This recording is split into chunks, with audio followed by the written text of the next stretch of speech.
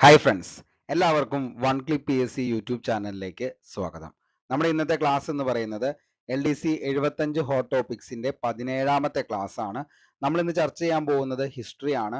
അപ്പോൾ ഹിസ്റ്ററിയിൽ ഏറ്റവും ഇമ്പോർട്ടൻ്റ് ആയിട്ട് PSC എക്സാമുകൾ ചോദിക്കുന്ന ഒന്നാണ് സ്വാതന്ത്ര്യ സമരവും മഹാത്മാഗാന്ധിയും എന്ന് പറയുന്ന ഒരു ടോപ്പിക്ക്.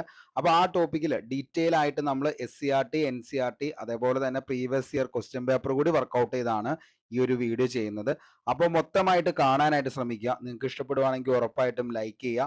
അതേപോലെ തന്നെ നിങ്ങളുടെ വിലയേറിയ അഭിപ്രായം അത് എന്ത് തന്നെയാണെങ്കിലും താഴെ കമന്റ് ബോക്സിൽ ഒന്ന് രേഖപ്പെടുത്തുക. അതേപോലെ ഇനിയും നമ്മുടെ ടെലഗ്രാം ചാനലിൽ ജോയിൻ ചെയ്യാത്ത ആരെങ്കിലും ഉണ്ടെങ്കിൽ ഉടൻ തന്നെ ജോയിൻ ചെയ്യുക. വൺ ക്ലിക്ക് PSC എന്ന് ക്യാപിറ്റൽ ലെറ്ററിൽ ടൈപ്പ് ചെയ്ത് കൊടുത്താൽ മതി. നമ്മുടെ യൂട്യൂബിന്റെ സെയിം എംബ്ലം തന്നെയാണ് അതിൻ്റെ അകത്തും വരുന്നത്. അല്ലെങ്കിൽ നമ്മുടെ കമ്മ്യൂണിറ്റിയിൽ കിടക്കുന്നുണ്ട് അതിൻ്റെ ലിങ്ക്. അപ്പോൾ ഒന്ന് പോയി ജോയിൻ ചെയ്യാനായിട്ട് ശ്രമിക്കുക. കാരണം ക്ലാസ് കഴിഞ്ഞതിന് ശേഷം നിങ്ങൾക്ക് ഇതിന്റെ നോട്ട് അവിടെ അവൈലബിൾ ആയിരിക്കും. കൃത്യം 9 മണിക്ക് ഈ ഒരു ക്വസ്റ്റ്യൻ ഏതൊക്കെയാണെന്നുള്ളത് നമ്മൾ നിലവിൽ ഏതാണോ ക്ലാസ് വരുന്നത് അതിന്റെ കറക്റ്റ് ആയിട്ടുള്ള ഒരു ക്വസ്റ്റ്യൻ പോൾ കൂടി നമ്മൾ അവിടെ സെറ്റ് ചെയ്യുന്നതായിരിക്കും. അപ്പോൾ ഇത് രണ്ടും കൂടി ചെയ്തെങ്കിൽ മാത്രമാണ് നമ്മൾ ഈ ഒരു കാര്യം ചെയ്യുന്നതിന്റെ എഫക്റ്റ് നിങ്ങൾക്ക് മൊത്തമായിട്ട് കിട്ടത്തുള്ളൂ. ഓക്കെ, അപ്പോൾ നമുക്ക് ക്ലാസ്സിലേക്ക് പോകാം. നമ്മളിന്ന് പഠിക്കാൻ പോകുന്നത് മഹാത്മാഗാന്ധിനെ കുറിച്ചാണ്. ഗാന്ധി ജനിച്ചത് എന്നാണെന്ന് ചോദിച്ചു കഴിഞ്ഞാൽ 1869 ഒക്ടോബർ 2-നാണ് ഗാന്ധിജി ജനിച്ചത്. ഓക്കെ, അപ്പോൾ ഗാന്ധിജി ജനിച്ചത് എന്നാണ് ഒത്തിരി തവണ PSC ചോദിക്കാറുണ്ട്. കാരണം ഈ 1869 എന്ന് പറയുന്ന ആ ഒരു ഇയർ അത്രത്തോളം ഇമ്പോർട്ടൻ്റ് ആണ്. കാരണം നമ്മുടെ സെക്രട്ടേറിയറ്റ് മന്ദിരം ഉദ്ഘാടനം ചെയ്ത വർഷം എന്നാണെന്ന് ചോദിച്ചാൽ അതും 1869-ലാണ്. അതേപോലെ തന്നെ അഗസ്ത്യാർകൂടത്തിന്റെ ഉയരം എത്രയാണെന്ന് ചോദിച്ചാൽ 1869 മീറ്റർ ആണ്. അപ്പോൾ അതുകൊണ്ട് തന്നെ അങ്ങനെ വെച്ച് നമുക്കിത് ഓർത്തിരിക്കാം. ഗാന്ധിജി ജനിച്ചത് എന്നാണ് എന്ന് ചോദിച്ചു കഴിഞ്ഞാൽ 1869 അതിൻ്റെ കൂടെ തന്നെ ഒരു 100 വർഷം പുറകിലേക്ക് പോവുകയാണെങ്കിൽ അന്നാണ് നമ്മുടെ നെപ്പോളിയൻ ബോണപ്പാർട്ട് ജനിച്ചത്. നമ്മൾ ഫ്രഞ്ച് റവല്യൂഷന്റെ ഭാഗമായിട്ട് പറഞ്ഞപ്പോൾ അതിൻ്റെ അത് പറഞ്ഞാണ്. അത് 1769-ലാണ്. ഓക്കെ, ഈ ഒക്ടോബർ 2 അന്തർദേശീയ അഹിംസ ദിനമായിട്ട് ആചരിക്കുന്നതാണ് ഒക്ടോബർ 2 എന്ന് പറയുന്നത്. മഹാത്മാഗാന്ധിജിയുടെ ജന്മസ്ഥലം എവിടെയാണെന്ന് ചോദിച്ചു കഴിഞ്ഞാൽ മോസ്റ്റ്ലി റിപ്പീറ്റഡ് ആണ്. ഗുജറാത്തിലെ പോർബന്ദർ എന്ന് പറയുന്ന സ്ഥലത്താണ് ഗാന്ധിജി ജനിക്കുന്നത്. ഓക്കെ, അപ്പോൾ ഗാന്ധിജി എവിടെയാണ് ജനിച്ചത് എന്ന് ചോദിച്ചു കഴിഞ്ഞാൽ എവിടെയാണ്? ഗുജറാത്തിലെ പോർബന്ദർ എന്ന് പറയുന്ന സ്ഥലത്താണ് ഗാന്ധിജി ജനിച്ചത്. ഗുജറാത്തിലെ പോർബന്ദർ. പോർബന്ദറിന്റെ പഴയ പേരാണ് സുദാമപുരി എന്ന പേരിലാണ് പോർബന്ദർ അറിയപ്പെട്ടിരുന്നത്. സുദാമപുരി എന്ന പേരിലാണ്. ഗാന്ധിജി ജനിച്ച വീട് അറിയപ്പെടുന്ന പേരാണ് കീർത്തി മന്ദിർ. ഓക്കെ, കീർത്തി മന്ദിർ എന്നാണ് അത് ഹിന്ദിയിൽ പറയുന്നത്. ഇനി അത് ഇംഗ്ലീഷിലേക്ക് വരുമ്പോഴും കീർത്തി മന്ദിർ തന്നെ, മലയാളത്തിലാവുമ്പോൾ കീർത്തി മന്ദിരം എന്നാണ് പറയുന്നത്. ഗാന്ധിജിയുടെ പിതാവിന്റെ പേരാണ് കരംചന്ദ് ഗാന്ധി. ഓക്കെ, കരംചന്ദ് ഗാന്ധിയുടെ മകൻ. അതേപോലെ തന്നെ മാതാവ് ആരാന്ന് ചോദിച്ചാൽ പുത്തലിഭായി ആണ്. ഓക്കെ, അപ്പോൾ മാതാവ് പുത്തലിഭായി, പിതാവിന്റെ പേരാണ് കരംചന്ദ് ഗാന്ധി. ഗാന്ധിജിയുടെ കുട്ടിക്കാലത്ത് വിളിച്ചിരുന്ന പേരാണ് മോനിയ എന്ന പേരിൽ. ഇമ്പോർട്ടൻ്റ് ആണ്, ഓർത്തു വച്ചോ. ഗാന്ധിജിയുടെ കുട്ടിക്കാലത്ത് അദ്ദേഹം അറിയപ്പെട്ടിരുന്നത് ഏത് പേരിലാണ് എന്ന് ചോദിച്ചു കഴിഞ്ഞാൽ മോനിയ എന്ന പേരിലാണ് അദ്ദേഹം അറിയപ്പെട്ടത്. മഹാത്മാഗാന്ധിയുടെ പത്നി നമുക്കറിയാം കസ്തൂർബ ഗാന്ധി. 1883-ലായിരുന്നു അദ്ദേഹത്തിന്റെ വിവാഹം എന്ന് പറയുന്നത്. അപ്പോൾ അദ്ദേഹത്തിന്റെ ഭാര്യയുടെ പേരെന്താണെന്ന് ചോദിച്ചു കഴിഞ്ഞാൽ അതാണ് കസ്തൂർബ ഗാന്ധി. കസ്തൂർബ ഗാന്ധിയെ ഗാന്ധി വിവാഹം കഴിക്കുന്നത് എന്നാണെന്ന് ചോദിച്ചു കഴിഞ്ഞാൽ 1883-ലാണ്. ബാല്യകാലത്ത് ഗാന്ധിജിയെ ഏറ്റവും കൂടുതൽ സ്വാധീനിച്ച നാടകം ഏതാണെന്ന് ചോദിക്കാറുണ്ട്. ആ ഒരു നാടകമാണ് രാജാ ഹരിശ്ചന്ദ്ര എന്ന് പറയുന്ന നാടകമാണ് ഗാന്ധിജിയെ ഏറ്റവും കൂടുതൽ ബാല്യകാലത്ത് സ്വാധീനിച്ച നാടകം എന്ന് പറയുന്നത്. ഗാന്ധിജി നിയമം പഠിക്കാനായിട്ട് ലണ്ടനിലേക്ക് പോയത് 1888-ലാണ്. ഗാന്ധിജി നിയമം പഠിക്കാനായിട്ട് ലണ്ടനിലേക്ക് പോയത്. നിയമപഠനത്തിന് ശേഷം ഗാന്ധിജി തിരിച്ചു വന്നതാണെങ്കിൽ 1891-ലാണ്. ഓക്കെ, അപ്പോൾ നിയമപഠനത്തിന് ശേഷം ഗാന്ധിജി തിരിച്ചു വന്നത് എന്നാണ് എന്ന് ചോദിച്ചാൽ 1891-ലാണ്. ഇന്ത്യയിൽ അഭിഭാഷകനായി ഗാന്ധിജി പ്രാക്ടീസ് ചെയ്ത സ്ഥലങ്ങൾ ഏതൊക്കെയാണെന്ന് ചോദിച്ചാൽ അത് രാജ്കോട്ടാണ്, ബോംബെയിലെ രാജ്കോട്ട്. ഗാന്ധിജി ദക്ഷിണാഫ്രിക്കയിലേക്ക് പോയ വർഷം എന്നാണെന്ന് ചോദിച്ചാൽ 1893-ലാണ് ഗാന്ധിജി എങ്ങോട്ടേക്ക് പോയത്? ദക്ഷിണാഫ്രിക്കയിലേക്ക് പോയത്. ദക്ഷിണാഫ്രിക്കയിലേക്ക് പോയത് ഏത് വയസ്സിലാണെന്ന് ചോദിച്ചു കഴിഞ്ഞാൽ 24ാമത്തെ വയസ്സിലാണ് ഗാന്ധി എങ്ങോട്ടേക്ക് പോകുന്നത്? ദക്ഷിണാഫ്രിക്കയിലേക്ക് പോയത്. അത് പോയത് വർഷം ചോദിച്ചാൽ 1893 ആരുടെ കേസ് വാദിക്കുന്നതിന് വേണ്ടിയിട്ടാണ് ഗാന്ധിജി ദക്ഷിണാഫ്രിക്കയിലേക്ക് പോയതെന്ന് ചോദിച്ചാൽ ദാദാ അബ്ദുള്ള എന്ന് പറയുന്ന ഗുജറാത്ത് വ്യാപാരിയുടെ കേസ് വാദിക്കുന്നതിന് വേണ്ടിയിട്ടാണ് ഗാന്ധിജി 1893 24ാമത്തെ വയസ്സിൽ ദക്ഷിണാഫ്രിക്കയിലേക്ക് പോയത്. ഗാന്ധിജിയുടെ നിർദ്ദേശപ്രകാരം ദക്ഷിണാഫ്രിക്കയിലെ ഇന്ത്യൻ വംശജർ രൂപം കൊടുത്ത ഒരു സംഘടനയുണ്ടായിരുന്നു, ചോദിക്കാറുണ്ട്. അതാണ് നേറ്റാൾ ഇന്ത്യൻ കോൺഗ്രസ് എന്ന് പറയുന്നത്. അപ്പോൾ നേറ്റാൾ ഇന്ത്യൻ കോൺഗ്രസ് എന്ന് പറയുന്നത് എവിടെയാണ് ഈ സംഘടന സ്ഥാപിച്ചതെന്ന് ചോദിച്ചു കഴിഞ്ഞാൽ ദക്ഷിണാഫ്രിക്കയിലെ ഇന്ത്യൻ വംശജർ രൂപം കൊടുത്ത സംഘടനയുടെ പേരാണ് എന്തെന്ന് പറയുന്നത്? നേറ്റാൾ ഇന്ത്യൻ കോൺഗ്രസ് എന്ന് പറയുന്നത്. എന്നാണ് ഈ സംഘടനയ്ക്ക് രൂപം കൊടുത്തതെന്ന് ചോദിച്ചു കഴിഞ്ഞാൽ മക്കളെ ഉറപ്പായിട്ടും ഓർത്തിരിക്കണം, 1894 മാർച്ച് 22. നേറ്റാൾ ഇന്ത്യൻ കോൺഗ്രസിന്റെ ആദ്യ പ്രസിഡന്റ് ആരാന്ന് ചോദിച്ചാൽ അത് ദാദാ അബ്ദുള്ളയാണ്. ഓക്കെ, അപ്പോൾ നേറ്റാൾ ഇന്ത്യൻ കോൺഗ്രസിന്റെ ആദ്യത്തെ പ്രസിഡന്റ് ആരായിരുന്നു എന്ന് ചോദിച്ചു കഴിഞ്ഞാൽ അതാണ് ദാദാ അബ്ദുള്ള. ഇനി ദക്ഷിണാഫ്രിക്കയിൽ വെച്ച വർണ്ണ വിവേചനത്തിനെതിരെ ഒത്തിരി തവണ ചോദിച്ച ചോദ്യമാണ്, കാരണം ബേസ് ആയിട്ടുള്ള ഒരു ചോദ്യമാണിത്.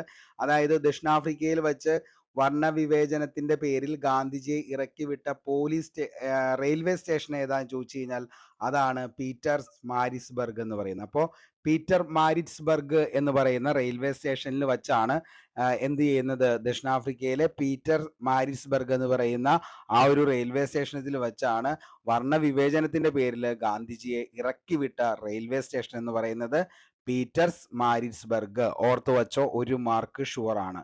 ഗാന്ധിജി തന്റെ രാഷ്ട്രീയ ഗുരുവായ ഗോപാലകൃഷ്ണ ഗോഖലയെ കണ്ടുമുട്ടിയ വർഷം എന്നാന്ന് ചോദിച്ചാൽ 1896 ആര്? ഗാന്ധിജി തന്റെ രാഷ്ട്രീയ ഗുരുവായ ഗോപാലകൃഷ്ണ ഗോഖലയെ കണ്ടുമുട്ടിയത് 1896. ഭൂവർ യുദ്ധത്തിൽ ഇന്ത്യൻ ആംബുലൻസ് വിഭാഗം സംഘടിപ്പിച്ചത് ആരായിരുന്നു എന്ന് ചോദിച്ചാൽ ഗാന്ധിജി ആയിരുന്നു ഭൂവർ യുദ്ധത്തിൽ ഇന്ത്യൻ ആംബുലൻസ് വിഭാഗം സംഘടിപ്പിച്ചത്. കാരണം ഒരു സ്റ്റേറ്റ്മെന്റ് ലെവലിലേക്കുള്ള ചോദ്യത്തിലേക്കൊക്കെ പോയി കഴിഞ്ഞാൽ ഈ പറയുന്ന ആംബുലൻസ് വിഭാഗം, ഭൂവർ യുദ്ധത്തിൽ ഇന്ത്യൻ ആംബുലൻസ് വിഭാഗം സംഘടിപ്പിച്ചത് താഴെ പറയുന്നവയിൽ ആരായിരുന്നു എന്ന് ചോദിച്ചു കഴിഞ്ഞാൽ അത് ഗാന്ധിജിയാണ് എന്ന് നമുക്ക് ഓർത്തിരിക്കണം. കാരണം ഗാന്ധിജിയുമായി ബന്ധപ്പെട്ട പ്രസ്താവനയിൽ ശരിയായത് തിരഞ്ഞെടുക്കുക അല്ലെങ്കിൽ തെറ്റായത് മാത്രം തിരഞ്ഞെടുക്കുക എന്നുള്ള ചോദ്യങ്ങൾ വരും. അപ്പോൾ അങ്ങനെ വരുമ്പോൾ നമുക്ക് തെറ്റിപ്പോവരുത്. ഓക്കെ, ഇനി ഇന്ത്യൻ നാഷണൽ കോൺഗ്രസ് സമ്മേളനത്തിൽ ആദ്യമായി പങ്കെടുത്തത് 1901. അപ്പോൾ ഇന്ത്യൻ നാഷണൽ കോൺഗ്രസിന്റെ സമ്മേളനത്തിൽ ആദ്യമായിട്ട് ഗാന്ധി പങ്കെടുക്കുന്നത് എന്നാന്ന് ചോദിച്ചു കഴിഞ്ഞാൽ 1901. ഭൂവർ യുദ്ധത്തിൽ ഗാന്ധിജി നടത്തിയ സേവനങ്ങൾ പരിഗണിച്ച് അദ്ദേഹത്തിന്റെ കൈസർ ഇ ഹിന്ദു ബഹുമതി ലഭിച്ച വർഷം 1915. അപ്പോൾ കൈസർ ഇ ഹിന്ദു ബഹുമതി അദ്ദേഹത്തിന് ലഭിച്ചത് 1915. ഇനി ജോഹന്നാസ്ബർഗിൽ ആദ്യ വക്കീൽ ഓഫീസ് ആരംഭിച്ച വർഷം 1903. നമ്മുടെ SNDP ഒക്കെ രൂപീകൃതമായ സമയത്താണ് 1903 എന്ത് ജോഹന്നാസ്ബർഗിൽ അദ്ദേഹത്തിന്റെ വക്കീൽ ഓഫീസ് ആരംഭിച്ച വർഷം എന്ന് പറയുന്നത്. ഗാന്ധിജി അദ്ദേഹത്തിന്റെ വാച്ചിനെ വിശേഷിപ്പിച്ചിരുന്നത് മോസ്റ്റ്ലി റിപ്പീറ്റഡ് ആയിട്ടുള്ള ഒരു ചോദ്യമാണ്. ഗാന്ധിജി അദ്ദേഹത്തിന്റെ തൂക്ക് ഘടികാരം അല്ലെങ്കിൽ വാച്ചിനെ വിശേഷിപ്പിച്ചത് എന്ത് പേരിലാണ് എന്ന് ചോദിച്ചു കഴിഞ്ഞാൽ മൈ ലിറ്റിൽ ഡിറ്റക്ടർ എന്ന പേരിലാണ്. ഓക്കെ, അപ്പോൾ മൈ ലിറ്റിൽ ഡിറ്റക്ടർ എന്നറിയപ്പെടുന്നത് താഴെ പറയുന്നവയിൽ എന്താണെന്ന് ചോദിച്ചു കഴിഞ്ഞാൽ ഗാന്ധിജിയുടെ വാച്ച് അല്ലെങ്കിൽ അദ്ദേഹത്തിന്റെ കൂടെ എപ്പോഴും അദ്ദേഹത്തിന്റെ സഹസഞ്ചാരിയായിരുന്ന തൂക്കുകടികാരമാണ് ഏത് പേരിൽ അറിയപ്പെടുന്നത്? മൈ ലിറ്റിൽ ഡിറ്റക്ടർ എന്ന പേരിൽ അറിയപ്പെടുന്നത്. ഗാന്ധിജി ദക്ഷിണാഫ്രിക്കയിൽ ആരംഭിച്ച പത്രമായിരുന്നു ഇന്ത്യൻ ഒപ്പീനിയൻ. അപ്പോൾ 1904 അദ്ദേഹം എന്താ ആരംഭിക്കുന്നത്? നിലവിലെ ദക്ഷിണാഫ്രിക്കയിൽ ഒരു പത്രം ആരംഭിക്കുന്നത്. അതിന്റെ പേരായിരുന്നു ഇന്ത്യൻ ഒപ്പീനിയൻ എന്ന് പറയുന്നത് 1904. ഇന്ത്യൻ ഒപ്പീനിയന്റെ ആദ്യ എഡിറ്ററാണ് മൻസൂഖ് ലാൽ നാസർ എന്ന് പറയുന്നത്. അപ്പോൾ ആരായിരുന്നു അതിന്റെ ആദ്യത്തെ എഡിറ്റർ എന്ന് ചോദിച്ചു കഴിഞ്ഞാൽ അത് മൻസൂഖ് ലാൽ നാസർ എന്ന് പറയുന്ന ആളായിരുന്നു ഇതിന്റെ ആദ്യത്തെ എഡിറ്റർ എന്ന് പറയുന്നത്. ഗാന്ധിജി ബ്രഹ്മചര്യം ജീവിതവ്രതമായി ആരംഭിച്ചത് അല്ലെങ്കിൽ സ്വീകരിച്ച വർഷം എന്നാ ചോദിച്ചാൽ 1906 ഗാന്ധിജി ബ്രഹ്മചര്യം ജീവിതവ്രതമായി സ്വീകരിച്ചത്.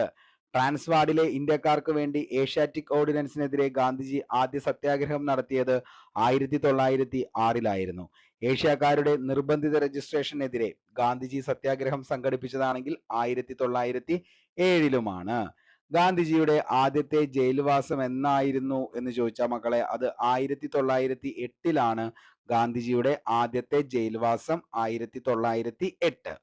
ഹിന്ദു സ്വരാജ് എഴുതിയത് എന്നാണെന്ന് ചോദിച്ചു കഴിഞ്ഞാൽ 1909 ഹിന്ദു സ്വരാജ് എഴുതിയത് 1909.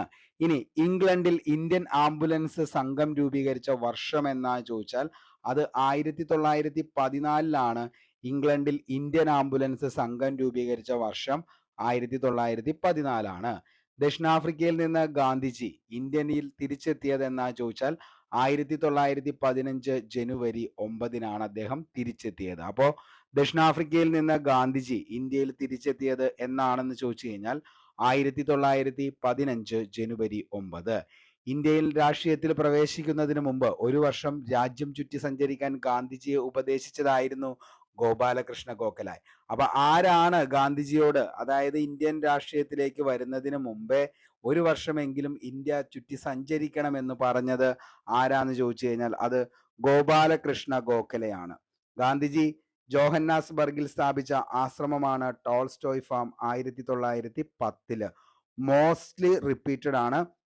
നമ്മൾ കഴിഞ്ഞ LGS LDC എക്സാമുകളൊക്കെ എടുത്ത് നോക്കി കഴിയുമ്പോൾ അതിനകത്ത് ഏറ്റവും കൂടുതൽ ചോദിച്ചേക്കണേ ഗാന്ധിയുമായി ബന്ധപ്പെട്ട് ചോദിക്കുന്ന ഒരു ചോദ്യത്തിൽ വരുന്നതാണ് ടോൾസ്റ്റോയ് ഫാം അദ്ദേഹം എവിടെയാണ് ടോൾസ്റ്റോയ് ഫാം സ്ഥാപിച്ചതെന്ന് ചോദിച്ചാൽ അത് ജോഹന്നാസ്ബർഗിലാണ്. അദ്ദേഹം എന്ത് സ്ഥാപിച്ചത്? Tolstoy farm Johannesburg. ഗാന്ധിജി ഡർബനിൽ സ്ഥാപിച്ച ആശ്രമമാണ് ഫീനിക്സ് സെറ്റിൽമെന്റ്. അപ്പോൾ ഡർബനിൽ അദ്ദേഹം സ്ഥാപിച്ച ആശ്രമം ഏതാന്ന് ചോദിച്ചാൽ അത് ഫീനിക്സ് സെറ്റിൽമെന്റ് ആണ്. ഡർബനിൽ സ്ഥാപിച്ചത് ഫീനിക്സ് സെറ്റിൽമെന്റ്. ഗാന്ധിജി സബർമതിയിൽ ആശ്രമം സ്ഥാപിച്ച വർഷം 1917. ഗാന്ധിജി സബർമതി ആശ്രമം സ്ഥാപിച്ചത് അഹമ്മദാബാദ് ആണ്. 1919 ഇന്ത്യയിൽ വെച്ച് ഗാന്ധിജി ആരംഭിച്ച പ്രമുഖ പത്രങ്ങൾ മോസ്റ്റ്ലി റിപ്പീറ്റഡ് ആണ്. മക്കളെ ഓർത്തു വച്ചോ, 1 മാർക്ക് നമുക്ക് ഇവിടെ കിട്ടുന്നതായിരിക്കും. നവജീവനും യങ് ഇന്ത്യയും, അതായത് 1919 ഇന്ത്യയിൽ വച്ച് ഗാന്ധിജി ആരംഭിച്ച പ്രമുഖ പത്രമായിരുന്നു നവജീവനും അതേപോലെ തന്നെ യങ് ഇന്ത്യയും എന്ന് പറയുന്നത്. ഇതിൻ്റെ അകത്ത് ഈ നവജീവൻ എന്ന് പറയുന്ന പത്രം ഏത് ഭാഷയിലാണെന്ന് ചോദിച്ചാൽ അത് ഗുജറാത്തി ഭാഷയിലും, യങ് ഇന്ത്യ എന്ന് പറയുന്ന പത്രം ആരംഭിച്ചത് ഏത് ഭാഷയിലാണെന്ന് ചോദിച്ചാൽ അത് ഇംഗ്ലീഷിലുമാണ്. ഓക്കെ, അപ്പോൾ ഇമ്പോർട്ടൻ്റ് ആണ്, രണ്ടും ഓർത്തു വച്ചോ. അതായത് 1919 ഇന്ത്യയിൽ വച്ച് ഗാന്ധിജി ആരംഭിച്ച പ്രമുഖ പത്രങ്ങളാണ് നവജീവനും അതേപോലെ തന്നെ യങ് ഇന്ത്യ എന്ന് പറയുന്നതും. ഈ നവജീവൻ എന്ന് പറയുന്ന പത്രം ആരംഭിച്ചത് ഗുജറാത്തിയിലും യങ് ഇന്ത്യ എന്ന് പറയുന്ന പത്രം ആരംഭിച്ചത് ഏത് ഭാഷയിലാണെന്ന് ചോദിച്ചാൽ അത് ഇംഗ്ലീഷിലുമാണ്. യങ് ആയിട്ടുള്ള ആൾക്കാർക്ക് കൂടുതൽ ഇഷ്ടം ഇംഗ്ലീഷ് ആണ് എന്ന് ഓർത്താൽ മതി. ഓക്കെ, യങ് ഇന്ത്യ എഡിറ്ററായി പ്രവർത്തിച്ച മലയാളിയാണ് ജോർജ് ജോസഫ്. അതേപോലെ ഓൾ ഇന്ത്യ ലീഗിന്റെ അധ്യക്ഷനായി ഗാന്ധിജി തിരഞ്ഞെടുക്കപ്പെട്ടത് 1920. 1922 ഗാന്ധിജിയെ 6 വർഷത്തെ തടവിന് വേണ്ടി ശിക്ഷിച്ച ജഡ്ജി ആരാണെന്ന് ചോദിച്ചാൽ ബ്രൂംഫീൽഡ് എന്ന് പറയുന്ന ജഡ്ജിയാണ്. 1922 ഗാന്ധിജിയെ 6 വർഷത്തെ തടവിന് ശിക്ഷിച്ച ജഡ്ജിയാണ് ബ്രൂംഫീൽഡ്. ഇനി Gandhiji all India spinners association സ്ഥാപിച്ച വർഷമാണ് 1925. അപ്പോൾ ഗാന്ധിജി എന്നാണ് ഓൾ ഇന്ത്യ സ്പിന്നേഴ്സ് അസോസിയേഷൻ സ്ഥാപിച്ചത് എന്ന് ചോദിച്ചു കഴിഞ്ഞാൽ 1925. ഒക്ടോബർ 2 അന്താരാഷ്ട്ര അഹിംസാ ദിനമായി ഐക്യരാഷ്ട്രസഭയുടെ പൊതുസഭ അംഗീകരിക്കാൻ പ്രഖ്യാപിച്ച വർഷം എന്നാ ചോദിച്ചു കഴിഞ്ഞാൽ പ്രഖ്യാപിച്ച വർഷമാണ് 2007. അപ്പോൾ ഒക്ടോബർ 2 അന്താരാഷ്ട്ര അഹിംസാ ദിനമായിട്ട് അംഗീകരിക്കാൻ തുടങ്ങിയത് 2007 മുതലാണ്. ഗാന്ധിജിയുടെ 100ാം ജന്മവാർഷികത്തോടനുബന്ധിച്ച് 1969 ഒക്ടോബർ 2 നിലവിൽ വന്ന സന്നദ്ധ സേവന പ്രസ്ഥാനമാണ് NSS, അതായത് നാഷണൽ സർവീസ് സ്കീം എന്ന് പറയുന്നത്. അപ്പോൾ എന്തിൻ്റെ ഭാഗമായിട്ടാണ്? ഗാന്ധിജിയുടെ 100ാം ജന്മവാർഷികത്തോടനുബന്ധിച്ചാണ് 1969 ഒക്ടോബർ 2 നിലവിൽ വന്ന സന്നദ്ധ സേവന പ്രസ്ഥാനമാണ് എന്തെന്ന് പറയുന്നത്? നാഷണൽ സർവീസ് സ്കീം എന്ന് പറയുന്നത്. ഗാന്ധിജിയുടെ 125ാം ജന്മവാർഷികത്തിൽ ഭാരത് സർക്കാർ ആരംഭിച്ച ഗാന്ധി സമാധാന പുരസ്കാരം 1995 ആദ്യമായി ഏറ്റുവാങ്ങിയത് ജൂലിയസ് നെരേരയാണ്. ഓക്കെ, അപ്പോൾ നാഷണൽ സർവീസ് സ്കീം ഗാന്ധിജിയുടെ 125ാം ജന്മവാർഷികത്തോടനുബന്ധിച്ച് സർക്കാർ ആരംഭിച്ച, അതായത് ഗാന്ധിജിയുടെ 125ാം ജന്മവാർഷികത്തോടനുബന്ധിച്ച് ഭാരത സർക്കാർ ആരംഭിച്ച ഗാന്ധി സമാധാന പുരസ്കാരം 1995 ആദ്യമായി ഏറ്റുവാങ്ങിയത് ജൂലിയസ് നെരേരയാണ്. ഗാന്ധിജി അഹമ്മദാബാദിൽ നവജീവൻ ട്രസ്റ്റ് ആരംഭിച്ച വർഷമാണ് 1969. ടൈം മാഗസിൻ പുറത്തിറക്കിയ ഗാന്ധിജിയെ മാൻ ഓഫ് ദ ഇയർ ആയി പ്രഖ്യാപിച്ച വർഷമാണ് 1930. ഗാന്ധിജിയെ മാൻ ഓഫ് ദ ഇയർ ആയി പ്രഖ്യാപിച്ചത്. ഗാന്ധിജി പങ്കെടുത്ത ഏക വട്ടമേശ സമ്മേളനം, നമുക്കറിയാം 3 വട്ടമേശ സമ്മേളനം, 1-ാം വട്ടമേശം, 2-ാം വട്ടമേശം, 3-ാം വട്ടമേശ സമ്മേളനം. അതിൻ്റെ അകത്ത് ഗാന്ധിജി പങ്കെടുത്തത് ഏത് വട്ടമേശ സമ്മേളനത്തിലാണ് എന്ന് ചോദിച്ചു കഴിഞ്ഞാൽ 2-ാം വട്ടമേശ സമ്മേളനത്തിലാണ് ഗാന്ധിജി പങ്കെടുത്തത്. ഐത്തോച്ചാടനം എന്ന ലക്ഷ്യം വച്ച് 1932 ഗാന്ധിജി ആരംഭിച്ച സംഘടനയാണ് ഹരിജൻ സേവാ സംഘം. അപ്പോൾ ഐത്തോച്ചാടനം എന്ന ലക്ഷ്യം വച്ച് 1932 ഗാന്ധിജി ആരംഭിച്ച സംഘടനയാണ് ഹരിജൻ സേവാ സംഘം എന്ന് പറയുന്നത്. ഗാന്ധിജി ഹരിജൻ എന്ന പ്രസിദ്ധീകരണം ആരംഭിച്ചത് 1933. ഗാന്ധിജി ഹരിജൻ പത്രം പ്രസിദ്ധീകരിച്ച ഭാഷയാണ് ഇംഗ്ലീഷ് ഭാഷ. ഗാന്ധിജി കോൺഗ്രസിൽ നിന്നും രാജിവെച്ച വർഷം 1934 ഗാന്ധിജി കോൺഗ്രസിൽ നിന്നും രാജിവെച്ചത്. 1936 മഹാരാഷ്ട്രയിലെ വാർധയിൽ ഗാന്ധിജി സ്ഥാപിച്ച ആശ്രമമായിരുന്നു സേവാഗ്രാം എന്ന് പറയുന്നത്. അപ്പോൾ സേവാഗ്രാം എന്ന് പറയുന്നത് 1936 മഹാരാഷ്ട്രയിലെ വാർധയിൽ ഗാന്ധിജി ആരംഭിച്ച ആശ്രമമാണ് സേവാഗ്രാം. ഇനി ഗാന്ധിജി അവതരിപ്പിച്ച അടിസ്ഥാന വിദ്യാഭ്യാസ പദ്ധതിക്ക് പറയുന്ന പേരാണ്, മോസ്റ്റ്ലി റിപ്പീറ്റഡ് ആണ് മക്കളെ, ഓർത്തു വച്ചോ, 1 മാർക്ക് ഷുവർ ഷോർട്ട് ക്വസ്റ്റ്യൻ ആണ്. അതായത് ഗാന്ധിജി അവതരിപ്പിച്ച അടിസ്ഥാന വിദ്യാഭ്യാസ പദ്ധതിക്ക് പറയുന്ന പേരാണ് എന്തെന്ന് പറയുന്നത്, വാർധ പദ്ധതി എന്ന് പറയുന്നത്.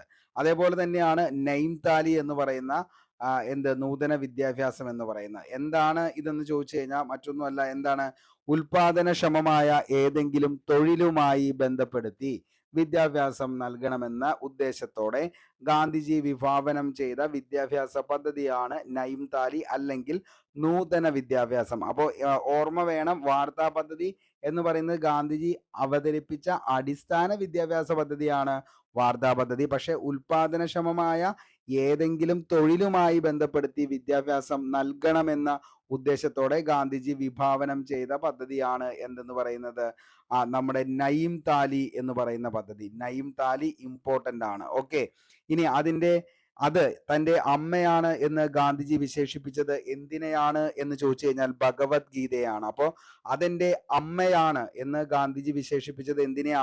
ഭഗവത്ഗീതയാണ് അത് എൻ്റെ അമ്മയാണ് എന്ന് വിശേഷിപ്പിച്ചത്. ജനങ്ങളുടെ ആധ്യാത്മിക വിമോചനത്തിന്റെ ആധികാരിക രേഖയായി അല്ലെങ്കിൽ ആധികാരിക സ്മൃതി എന്ന് ഗാന്ധിജി വിശേഷിപ്പിച്ചത് ക്ഷേത്രപ്രവേശന വിളംബരത്തെയാണ്. ഓക്കെ, അപ്പൊ മക്കളെ, നമ്മുടെ ഇന്നത്തെ ചോദ്യം എന്ന് പറയുന്നത് ക്ഷേത്രപ്രവേശന വിളംബരം നടന്ന വർഷം എന്നാണെന്നുള്ളത് താഴെ നിങ്ങൾ കമന്റ് ബോക്സിൽ ഉത്തരം രേഖപ്പെടുത്തുക. കാരണം അത്രത്തോളം സിമ്പിൾ ആയിട്ടുള്ള ഒരു ക്വസ്റ്റ്യൻ ആണ്. അപ്പോൾ എല്ലാവരും ആൻസർ ചെയ്യാനായിട്ട് ശ്രമിക്കുക. ക്ഷേത്രപ്രവേശന വിളംബരം നടന്ന വർഷം എന്നാണ് എന്നുള്ളത് താഴെ കമന്റ് ബോക്സിൽ നിങ്ങളുടെ ഉത്തരം രേഖപ്പെടുത്തുക. ഓക്കെ, ആധുനിക കാലത്തെ മഹാത്ഭുതം എന്ന് ഗാന്ധിജിയെ വിശേഷിപ്പിച്ചത് ക്ഷേത്രപ്രവേശന വിളംബരമാണ്. അപ്പോൾ ആധുനിക കാലത്തെ മഹാത്ഭുതം എന്ന് ഗാന്ധിജി വിശേഷിപ്പിച്ചത് എന്തിനെയാ? ക്ഷേത്രപ്രവേശന വിളംബരത്തെയാണ്. നൈം താലി പദ്ധതിയെ കുറിച്ച് പഠിക്കാൻ ഗാന്ധിജി നിയോഗിച്ച കമ്മീഷൻ ആയിരുന്നു ഡോക്ടർ സക്കീർ ഹുസൈൻ കമ്മീഷൻ എന്ന് പറയുന്നത്. ഓക്കെ, അപ്പോൾ നൈം താലി എന്ന് പറയുന്ന എന്താണ്, നമ്മൾ കുറച്ചു മുമ്പ് പറഞ്ഞാണ് നൈം താലി, ഉൽപാദനക്ഷമമായ ഏതെങ്കിലും തൊഴിലുമായി ബന്ധപ്പെടുത്തി വിദ്യാഭ്യാസം നൽകണമെന്ന ഉദ്ദേശത്തോടെ ഗാന്ധിജി വിഭാവനം ചെയ്തതാണ് ഈ നൈം താലി എന്ന് പറയുന്നത്. അതുമായി ബന്ധപ്പെട്ട് പഠിക്കാനായിട്ട് നിയോഗിച്ച കമ്മിറ്റിയുടെ പേരായിരുന്നു ഡോക്ടർ സക്കീർ ഹുസൈൻ കമ്മിറ്റി. 8 മുതൽ 14 വയസ്സ് വരെയുള്ള കുട്ടികൾക്ക് സൗജന്യവും നിർബന്ധിതവുമായ വിദ്യാഭ്യാസം മാതൃഭാഷയിൽ നൽകണമെന്ന് ആഹ്വാനം ചെയ്ത വ്യക്തിയാണ് ആരെന്ന് പറയുന്നത്, ഗാന്ധിജി എന്ന് പറയുന്നത്. അപ്പോൾ 8 മുതൽ 14 വയസ്സ് വരെയുള്ള കുട്ടികൾക്ക് സൗജന്യവും നിർബന്ധിതവുമായ വിദ്യാഭ്യാസം മാതൃഭാഷയിൽ നൽകണമെന്ന് ആഹ്വാനം ചെയ്ത വ്യക്തിയാണ് ഏതെന്ന് പറയുന്നത്, നമ്മുടെ ഗാന്ധിജി. ഗ്രാമസ്വരാജ് എന്ന ആശയം മുന്നോട്ട് വച്ചത് ഗാന്ധിജിയാണ്. ഗ്രാമസ്വരാജ്. അതേപോലെ തന്നെ ഇന്ത്യയുടെ ആത്മാവ് ഗ്രാമങ്ങളിലാണ് എന്ന് പ്രഖ്യാപിച്ചതും ആര് തന്നെയാണ്? ഗാന്ധിജിയാണ്. ശരിക്കും ക്ഷേമരാഷ്ട്ര സങ്കല്പം എന്ന് പറയുന്നത് നമ്മൾ കോൺസ്റ്റിറ്റ്യൂഷനിലൊക്കെ പറയാറുണ്ട്, directive principles of state policy എന്ന് പറയുന്ന ക്ഷേമരാഷ്ട്ര സങ്കല്പം. അത് ശരിക്കും പറഞ്ഞു കഴിഞ്ഞാൽ ആരുടെ ഒരു മോഡൽ ആയിരുന്നു എന്ന് ചോദിച്ചു കഴിഞ്ഞാൽ ഗാന്ധിജിയുടെ ഒരു ഏറ്റവും ഇമ്പോർട്ടൻ്റ് ആയിട്ടുള്ള ഒരു സംഭവമാണ് ഈ പറയുന്ന കാര്യം എന്ന് പറയുന്നത്. അപ്പോൾ എന്താണ് ഈ പറയുന്ന ഗ്രാമസ്വരാജ് എന്ന ആശയം മുന്നോട്ട് വച്ചതും ആര് തന്നെയാ? ഗാന്ധിജിയാണ്. ഓക്കെ, ഇന്ത്യയുടെ ആത്മാവ് ഗ്രാമങ്ങളിലാണെന്ന് പ്രഖ്യാപിച്ചത് ഗാന്ധിജി. ഗാന്ധിയൻ സാമ്പത്തിക ദർശനങ്ങളെ അടിസ്ഥാന യൂണിറ്റ് ആണ് ഗ്രാമം എന്ന് പറയുന്നത്. അപ്പോൾ ഗാന്ധിയൻ സാമ്പത്തിക ദർശനങ്ങളുടെ അടിസ്ഥാന യൂണിറ്റ് ചോദിച്ചു കഴിഞ്ഞാൽ എന്താണ്? അതാണ് ഗ്രാമം എന്ന് പറയുന്നത്. ഓക്കെ, ഗ്രാമം. ഗാന്ധിജി തൻ്റെ സാമ്പത്തിക ശാസ്ത്ര ആശയങ്ങൾ വിശദീകരിച്ച പുസ്തകമായിരുന്നു ഹിന്ദു സ്വരാജ്. ചോദിച്ചേണ്ട ഇമ്പോർട്ടൻ്റ് ആണ്. ഗാന്ധിജി തൻ്റെ സാമ്പത്തിക ശാസ്ത്ര ആശയങ്ങൾ വിശദീകരിച്ച പുസ്തകത്തിൻ്റെ പേരെന്താന്ന് ചോദിച്ചാൽ അത് ഹിന്ദു സ്വരാജ് എന്നതാണ്. ഇനി സമ്പദ് ശാസ്ത്ര രംഗത്തെ പുതിയ ചിന്തയായ ഗ്രാമീണ സമ്പത്ത് വ്യവസ്ഥയ്ക്കും ധാർമ്മികത മൂല്യങ്ങൾക്കും പ്രാധാന്യം നൽകി മഹാത്മാഗാന്ധിജിയുടെ ആശയം അറിയപ്പെടുന്നതായിരുന്നു ട്രസ്റ്റിഷിപ്പ്. SCRT പോയിന്റ് ആണ്, ഓർത്തു വച്ചോ. 1 മാർക്ക് ഷുവർ ഷോട്ട് അടിക്കാം. കാരണം എന്താണെന്ന് ചോദിച്ചു കഴിഞ്ഞാൽ ഇത് കഴിഞ്ഞ പ്രാവശ്യം ചോദിച്ചതാണ് നിലവിൽ. ഓക്കെ, അപ്പോൾ സമ്പദ് ശാസ്ത്ര രംഗത്തെ പുതിയ ചിന്തയായ ഗ്രാമീണ സമ്പദ് വ്യവസ്ഥയ്ക്കും ധാർമ്മികത മൂല്യങ്ങൾക്കും പ്രാധാന്യം നൽകിയ മഹാത്മാഗാന്ധിജിയുടെ ആശയം അറിയപ്പെടുന്നതാണ് ട്രസ്റ്റിഷിപ്പ്. തൻ്റെ 5ാമത്തെ പുത്രൻ എന്ന് ഗാന്ധിജി വിശേഷിപ്പിച്ച വ്യക്തി ആരാന്ന് ചോദിച്ചാൽ ജംലാൽ ബജാജ് ആണ്. ഓക്കെ, അപ്പോൾ ജംലാൽ ബജാജിനെയാണ് തൻ്റെ 5ാമത്തെ പുത്രൻ എന്ന് ഗാന്ധിജി വിശേഷിപ്പിച്ചത്. ജംലാൽ ബജാജ്. ഗാന്ധിജിയുടെ ഇംഗ്ലീഷ് പുത്രിമാർ എന്നറിയപ്പെടുന്നതാണ് മീരാബെന്നും അതേപോലെ തന്നെ സരളാബെന്നും. അപ്പോൾ മീരാബെന്നും സരളാബെന്നുമാണ് ഗാന്ധിജിയുടെ ഇംഗ്ലീഷ് പുത്രിമാർ എന്നറിയപ്പെടുന്നത്. മെഡലിൻ സെയ്ഡ് ഗാന്ധിജി നൽകിയ പേരായിരുന്നു മീരാബെൻ എന്ന് പറഞ്ഞത്. അപ്പോൾ മെഡലിൻ സെയ്ഡ് അറിയപ്പെടുന്നത് മീരാബെന്നും സരളാബെന്നിന്റെ യഥാർത്ഥ നാമമാണ് കാതറിൻ മേരി ഹൈൽമാൻ എന്നറിയപ്പെടുന്നത്. അപ്പോൾ സരളാബെന്നിന്റെ യഥാർത്ഥ നാമം എന്താണെന്ന് ചോദിച്ചാൽ കാതറിൻ മേരി ഹെയിൽമാൻ എന്നതാണ് യഥാർത്ഥ നാമം. ഗാന്ധിജിയുടെ ശേഷിയുള്ള 2 കരങ്ങൾ എന്നറിയപ്പെടുന്നത് അലി സഹോദരന്മാരാണ്, മുഹമ്മദ് അലിയും അതേപോലെ തന്നെ ഷൗക്കത്ത് അലിയും. ഇമ്പോർട്ടൻ്റ് ആണ്, ചോദിച്ചിട്ടുണ്ട്. അപ്പോൾ എന്താണ് ഗാന്ധിജിയുടെ ശേഷിയുള്ള 2 കരങ്ങൾ എന്നറിയപ്പെടുന്ന വ്യക്തികൾ ആരൊക്കെയാന്ന് ചോദിച്ചു കഴിഞ്ഞാൽ അതാരാണ്? അലി സഹോദരങ്ങളാണ്, മുഹമ്മദ് അലിയും അതേപോലെ തന്നെ ഷൗക്കത്ത് അലിയും. 1942 ക്വിറ്റ് ഇന്ത്യ സമര കാലഘട്ടത്തിൽ ഗാന്ധിജിയെ തടവിൽ പാർപ്പിച്ചിരുന്ന പൂനെയിലെ ജയിലാണ് അഗാഖാൻ കൊട്ടാരം എന്ന് പറയുന്നത്. അപ്പോൾ 1942 എന്താണ് ക്വിറ്റ് ഇന്ത്യ സമര കാലഘട്ടത്തിൽ ഗാന്ധിജിയെ തടവിൽ പാർപ്പിച്ചിരുന്ന പൂനെ ജയിലാണ് അഗാഖാൻ കൊട്ടാരം. ഗാന്ധിജിയെ അവസാനമായി തടവിൽ പാർപ്പിച്ചിരുന്ന ജയിൽ ഏതാന്ന് ചോദിച്ചാൽ അതും അഗാഖാൻ കൊട്ടാരമാണ്. ഗാന്ധിജിയെ അവസാനമായി തടവിൽ പാർപ്പിച്ചിരുന്ന ജയിലാണ് അഗാഖാൻ കൊട്ടാരം. ഇന്ത്യ ഗവൺമെന്റ് മാതൃസുരക്ഷാ ദിനമായി ആചരിക്കുന്നത് ഏപ്രിൽ 11 കസ്തൂർബ ഗാന്ധിയുടെ ജന്മദിനമാണ്. ഇന്ത്യ ഗവൺമെന്റ് മാതൃസുരക്ഷാ ദിനമായിട്ട് ആചരിക്കുന്നത് ഏപ്രിൽ 11 കസ്തൂർബ ഗാന്ധിയുടെ ജന്മദിനം.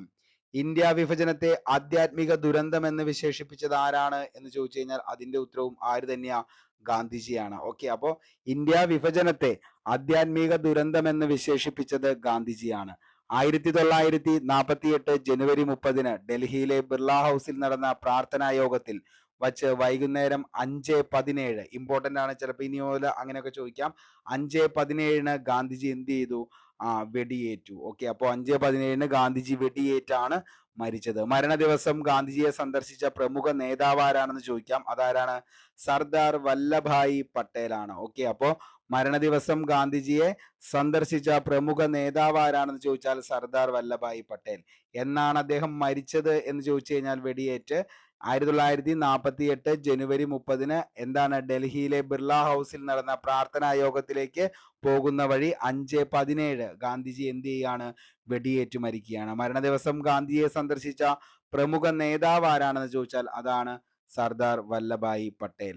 ഗാന്ധിജിയുടെ ഘാതകൻ ആരാണെന്ന് ചോദിച്ചാൽ നമുക്ക് എല്ലാവർക്കും അറിയാം, അത്രത്തോളം ഇത് എന്താണ് പറഞ്ഞേക്കണ ചോദ്യമാണിത്. ആരാണ് ഗാന്ധിജിയുടെ ഘാതകൻ എന്നറിയപ്പെടുന്നത്? നാഥുറാം വിനായക് ഗോഡ്സെ. നാഥുറാമിനെ തൂക്കിലേറ്റിയ ജയിൽ ഏതാന്ന് ചോദിച്ചാൽ അംബാല ജയിലാണ്. അംബാല ജയിൽ സ്ഥിതി ചെയ്യുന്നത് പഞ്ചാബിലാണ്. നാഥുറാമിനൊപ്പം തൂക്കിലേറ്റപ്പെട്ട വ്യക്തിയാണ് നാരായൺ ദത്രേയ ആപ്ത എന്ന് പറയുന്നത്. അപ്പോൾ ആരാണ്? അതായത് നമ്മുടെ ഈ പറയുന്ന നാഥുറാം വിനായക് ഗോഡ്സെയുടെ കൂടെ തൂക്കിലേറ്റപ്പെട്ട മറ്റു വ്യക്തി ആരാന്ന് ചോദിച്ചു കഴിഞ്ഞാൽ അതാണ് നാരായൺ ദത്രേയ ആപ്ത. ഗാന്ധിജിയെ വധിക്കാൻ ഉപയോഗിച്ച തോക്ക് ഏതാണെന്ന് ചോദിച്ചാൽ ഇറ്റാലിയൻ നിർമ്മിത ബെറിറ്റ പിസ്റ്റൽ ആണ്. ഓക്കെ, ഇമ്പോർട്ടന്റ് ആണ്, ചിലപ്പോൾ വേണമെങ്കിൽ ചോദിക്കാം. ഇറ്റാലിയൻ നിർമ്മിത ബെറിറ്റ പിസ്റ്റൽ ആണ് ഗാന്ധിജിയെ വധിക്കാനായിട്ട് ഉപയോഗിച്ച തോക്ക് എന്ന് പറയുന്നത്. ഇനി ഗാന്ധിജിയുടെ ആത്മീയ ഗുരു എപ്പോഴും ചോദിക്കുന്നതാണ്. ഗാന്ധിജിയുടെ ആത്മീയ ഗുരു ആരാന്ന് ചോദിച്ചാൽ ലിയോ ടോൾസ്റ്റോയി ആണ് ഗാന്ധിജിയുടെ ആത്മീയ ഗുരു. ഗാന്ധിജിയുടെ രാഷ്ട്രീയ ഗുരു ആരാന്ന് ചോദിച്ചാൽ അത് ഗോപാലകൃഷ്ണ ഗോഖലെയാണ്. ഗാന്ധിജിയുടെ രാഷ്ട്രീയ പിൻഗാമി ആരാന്ന് ചോദിച്ചു കഴിഞ്ഞാൽ അത് ജവഹർലാൽ നെഹ്റു ആണ്. ഗാന്ധിജിയുടെ ആത്മീയ പിൻഗാമി ആരാന്ന് ചോദിച്ചാൽ അത് വിനോബ ഭാവെയാണ്. ഗാന്ധിജിയുടെ മനസ്സാക്ഷി സൂക്ഷിപ്പുകാരൻ അല്ലെങ്കിൽ സേലത്തെ മാമ്പഴം എന്നൊക്കെ അറിയപ്പെടുന്നത് ആരാണ് എന്ന് ചോദിച്ചു കഴിഞ്ഞാൽ അത് സി രാജഗോപാലാചാര്യാണ്. സ്വതന്ത്ര ഇന്ത്യയിലെ ഇന്ത്യക്കാരനായിട്ടുള്ള ഗവർണർ ആരാന്ന് ചോദിച്ചു കഴിഞ്ഞാൽ അതും ആര് തന്നെയാ, ഗവർണർ ജനറൽ, അതും നമ്മുടെ സി രാജഗോപാല ആചാര്യാണ്. ഓക്കെ, അപ്പോൾ ഗാന്ധിജിയുടെ ആത്മീയ ഗുരു എന്നറിയപ്പെടുന്നത് ആരാന്ന് ചോദിച്ചു കഴിഞ്ഞാൽ ലിയോ ടോൾസ്റ്റോയി. ഗാന്ധിജിയുടെ രാഷ്ട്രീയ ഗുരു ഗോപാലകൃഷ്ണ ഗോഖലെ. ഗാന്ധിജിയുടെ രാഷ്ട്രീയ പിൻഗാമി ജവഹർലാൽ നെഹ്റു. ഗാന്ധിജിയുടെ ആത്മീയ പിൻഗാമി വിനോബ ഭാവെ. ഗാന്ധിജിയുടെ മനസ്സാക്ഷി സൂക്ഷിപ്പുകാരനാണ് സി രാജഗോപാലാചാരി. ഇനി ഗാന്ധിജിയുടെ സാമ്പത്തിക ശാസ്ത്ര ചിന്തകളാണ് കാർഷിക ഗ്രാമീണ വ്യവസ്ഥയ്ക്ക് പ്രാധാന്യം നൽകുക, കുടിൽ ചെറുകിട വ്യവസായങ്ങൾക്ക് പരിഗണന, സമത്വത്തിൽ അടിയുറച്ച സമ്പദ് വ്യവസ്ഥയുടെ രൂപീകരണം, സ്വയം പര്യാപ്തതയും സാശ്രയവുമായ പ്രാദേശിക സമ്പദ് വ്യവസ്ഥ. ഗാന്ധിജി അവസാനമായി ഉച്ചരിച്ച വാക്ക് വെരി വെരി ഇമ്പോർട്ടൻ്റ് ആണ്. എന്താണ്? ഹേ റാം എന്ന പേരിലാണ് അദ്ദേഹം ഏറ്റവും അവസാനമായിട്ട് പറഞ്ഞ് അദ്ദേഹം മരണത്തിലേക്ക് പോകുന്നത്. ഓക്കെ, അപ്പോൾ ഗാന്ധിജി അവസാനമായി ഉച്ചരിച്ച വാക്ക് ഏതാന്ന് ചോദിച്ചാൽ അതാണ് ഏത്? ഹേ റാം എന്ന് പറയുന്നത്. ഗാന്ധിജിയുടെ സമാധി സ്ഥലം അറിയപ്പെട്ടിരുന്നതാണ് രാജ്ഘട്ട്. ഒത്തിരി തവണ ചോദിച്ചേക്കണേ കേട്ടോ. അപ്പോൾ രാജ്ഘട്ട് എന്നറിയപ്പെടുന്നത് ആരുടെ സമാധി സ്ഥലമാണ് എന്ന് ചോദിച്ചു കഴിഞ്ഞാൽ ഗാന്ധിജിയുടെ സമാധി സ്ഥലമാണ് ഏത് പേരിൽ അറിയപ്പെടുന്നത്? രാജ്ഘട്ട് എന്ന പേരിൽ അറിയപ്പെടുന്നത്. ഗാന്ധിവധത്തെ കുറിച്ച് അന്വേഷിച്ച കമ്മീഷനാണ് ഏതെന്ന് പറയുന്നത്? കപൂർ കമ്മീഷൻ. രക്തം മാംസാദികളിൽ ഇങ്ങനെ ഒരു മനുഷ്യനെ ഭൂമുഖത്ത് ജീവിച്ചിരുന്നു എന്ന് ഒരുപക്ഷെ വരും തലമുറയ്ക്ക് പോലും വിശ്വസിച്ചെന്ന് വരില്ല എന്ന് ഗാന്ധിജിയെ കുറിച്ച് അഭിപ്രായപ്പെട്ട വ്യക്തിയാണ് ആരെന്ന് പറയുന്നത്? ഐൻസ്റ്റീൻ എന്ന് പറയുന്നത്. ഓക്കെ, അപ്പോൾ എന്താണ്? രക്തമാംസാദികളിൽ ഇങ്ങനെ ഒരു മനുഷ്യൻ ഭൂമുഖത്ത് ജീവിച്ചിരുന്നു എന്ന് ഒരുപക്ഷെ വരും തലമുറകൾ വിശ്വസിച്ചെന്ന് വരില്ല. അത്രത്തോളം മഹത്വമായിട്ടാണ് ഗാന്ധിജിയെ കുറിച്ച് ആര് പറയുന്നത്? ഐൻസ്റ്റീൻ പറയുന്നത്. ഇനി ഗാന്ധിജിയുടെ മരണ വാർത്ത അറിഞ്ഞ് ഇതിൽ കൂടുതൽ നന്നാവുന്നത് നല്ലതല്ല എന്ന് പറഞ്ഞത് ആരാന്ന് ചോദിച്ചാൽ അത് ബർണാഡ് ഷാ ആണ്. ഓക്കെ, അപ്പോൾ ബർണാഡ് ഷാ പറഞ്ഞതാണ് എന്ത്? ഗാന്ധിജിയുടെ മരണത്തിന്റെ വാർത്ത അറിഞ്ഞ് കൂടുതൽ നല്ലതാവുന്നത് നല്ലതല്ല എന്ന അനുശോചന സന്ദേശം അറിയിച്ച വ്യക്തി ആരാന്ന് ചോദിച്ചാൽ അതാണ് ബർണാഡ് ഷാ. നമ്മുടെ ജീവിതത്തിൽ നിന്നും പ്രകാശം മറഞ്ഞു പോയിരിക്കുന്നു, എവിടെയും ഇരുട്ടാണ് എന്ന് ഗാന്ധിജിയുടെ മരണത്തെക്കുറിച്ച് അഭിപ്രായപ്പെട്ടതാണ് ജവഹർലാൽ നെഹ്റു. ഓക്കെ, അപ്പോൾ നമ്മുടെ ജീവിതത്തിൽ നിന്നും പ്രകാശം മറഞ്ഞു പോയിരിക്കുന്നു, എവിടെയും ഇരുട്ടാണ് എന്ന് ഗാന്ധിജിയുടെ മരണത്തെക്കുറിച്ച് അഭിപ്രായപ്പെട്ട വ്യക്തിയാണ് ജവഹർലാൽ നെഹ്റു. ഇനി ഗാന്ധിജിയുമായി ബന്ധപ്പെട്ട് ഏറ്റവും കൂടുതൽ നമ്മൾ ചോദിക്കുന്ന ഇയറുകളാണ് ഈ പറയുന്ന ഗാന്ധിജിയുടെ കേരള സന്ദർശനം എന്ന് പറയുന്നത്. ഇമ്പോർട്ടൻ്റ് ആണ്, നമ്മൾ ഇങ്ങനെ ഓർത്തു വയ്ക്കാം. ഗാന്ധിജിയുടെ ഫോൺ നമ്പർ എന്ന പേരിൽ നമ്മൾ ഇതിക്ക് മുമ്പ് ഒരു കോഡൊക്കെ ആയിട്ട് പഠിച്ചു പോയതാണ്.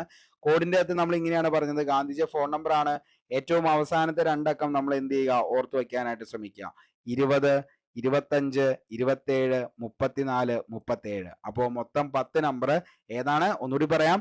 20, 25, 27, 34, 37 എല്ലാം 1900-ലാണ് വരുന്നത്. 1920 ഓഗസ്റ്റ് 18 ഖിലാഫത്ത് പ്രസ്ഥാനത്തിന്റെ പ്രചരണാർത്ഥം ഗാന്ധിജി എവിടെ വന്നു? കേരളത്തിൽ വന്നു. അപ്പൊ ആകെ എത്ര തവണ വന്നിട്ടുണ്ട്? 5 തവണയാണ് കേരളത്തിൽ ഗാന്ധിജി വന്നത്.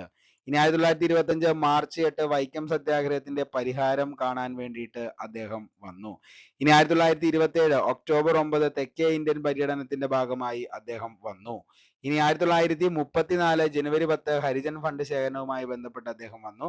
1937 ജനുവരി 12 എന്ത്? ക്ഷേത്രപ്രവേശന വിളംബരത്തിന്റെ പശ്ചാത്തലം. അപ്പോ 1937 ജനുവരി 12 ക്ഷേത്രപ്രവേശന വിളംബരത്തിന്റെ പശ്ചാത്തലത്തിനാണ് അദ്ദേഹം എങ്ങോട്ടേക്ക് വരുന്നത്? കേരളത്തിലേക്ക് വരുന്നത്. ഗാന്ധിജിയുടെ എത്രാമത്തെ കേരള സന്ദർശനത്തിലാണ് ശ്രീനാരായണ ഗുരുവിനെ റാണി സേതു ലക്ഷ്മിബായിയും കണ്ടുമുട്ടിയെന്ന് ചോദിച്ചു കഴിഞ്ഞാൽ 2ാം കേരള സന്ദർശനം. ഇമ്പോർട്ടൻ്റ് ആണ്, ഓർത്തു വച്ചോ. ഗാന്ധിജിയുടെ 4ാം കേരള സന്ദർശന സമയത്ത് വടകരയിൽ വച്ച് ഹരിജനങ്ങളുടെ ഉയർച്ചയ്ക്കായി തന്റെ സ്വർണ്ണാഭരണങ്ങൾ മുഴുവൻ നൽകിയത് ഒരിടയ്ക്ക് ഈ കൗമുദി ടീച്ചർ എന്ന് പറയുന്ന അത്രത്തോളം ടെസ്റ്റ് ക്വസ്റ്റ്യൻ ആയിരുന്നു. കാരണം നമ്മളാരും ഇങ്ങനെയൊന്നും ചെയ്യത്തില്ല. പക്ഷെ എന്ത് ചെയ്തു, കൗമുദി ടീച്ചർ അങ്ങനെ ചെയ്തു. എങ്ങനെ? അതായത് ഗാന്ധിജിയുടെ 4ാം കേരള സന്ദർശന സമയത്ത് വടകരയിൽ വച്ച് ഹരിജനങ്ങളുടെ ഉയർച്ചയ്ക്ക് വേണ്ടി തൻ്റെ സ്വർണ്ണാഭരണങ്ങൾ മുഴുവനാണ് കൗമുദി ടീച്ചർ ഊരി നൽകിയത്. ഓക്കെ, ഒരു തീർത്ഥാടനം എന്ന് ഗാന്ധിജി വിശേഷിപ്പിച്ചത് 5ാം കേരള സന്ദർശനത്തിലാണ്. ഇനി ഗാന്ധിജിയും നൊബേലും എപ്പോഴും ചോദിക്കാം. നൊബേൽ സമ്മാനത്തിന് ആദ്യമായി ഗാന്ധിജി നാമനിർദ്ദേശം ചെയ്യപ്പെട്ടത് 1937 അതായത് ഒരു പ്രാവശ്യം ഏറ്റവും അവസാനം നമ്മുടെ കേരളത്തിൽ ഗാന്ധിജി സന്ദർശിച്ച ആ ഒരു സമയത്താണ് നോബൽ സമ്മാനത്തിന് വേണ്ടി ആദ്യമായിട്ട് ഗാന്ധിജിയെ നാമനിർദ്ദേശം ചെയ്യുന്നത്. അത് 1937 ഗാന്ധിജി നൊബേൽ സമ്മാനത്തിന് ശുപാർശ ചെയ്യപ്പെട്ടത് 5 പ്രാവശ്യമാണ്. ഓക്കെ, ഇത് നൊബേൽ എന്നാണോ. അപ്പോൾ ഗാന്ധിജി എന്താണ്, നൊബേൽ സമ്മാനത്തിന് ശുപാർശ ചെയ്യപ്പെട്ടത് 5 പ്രാവശ്യമാണ്.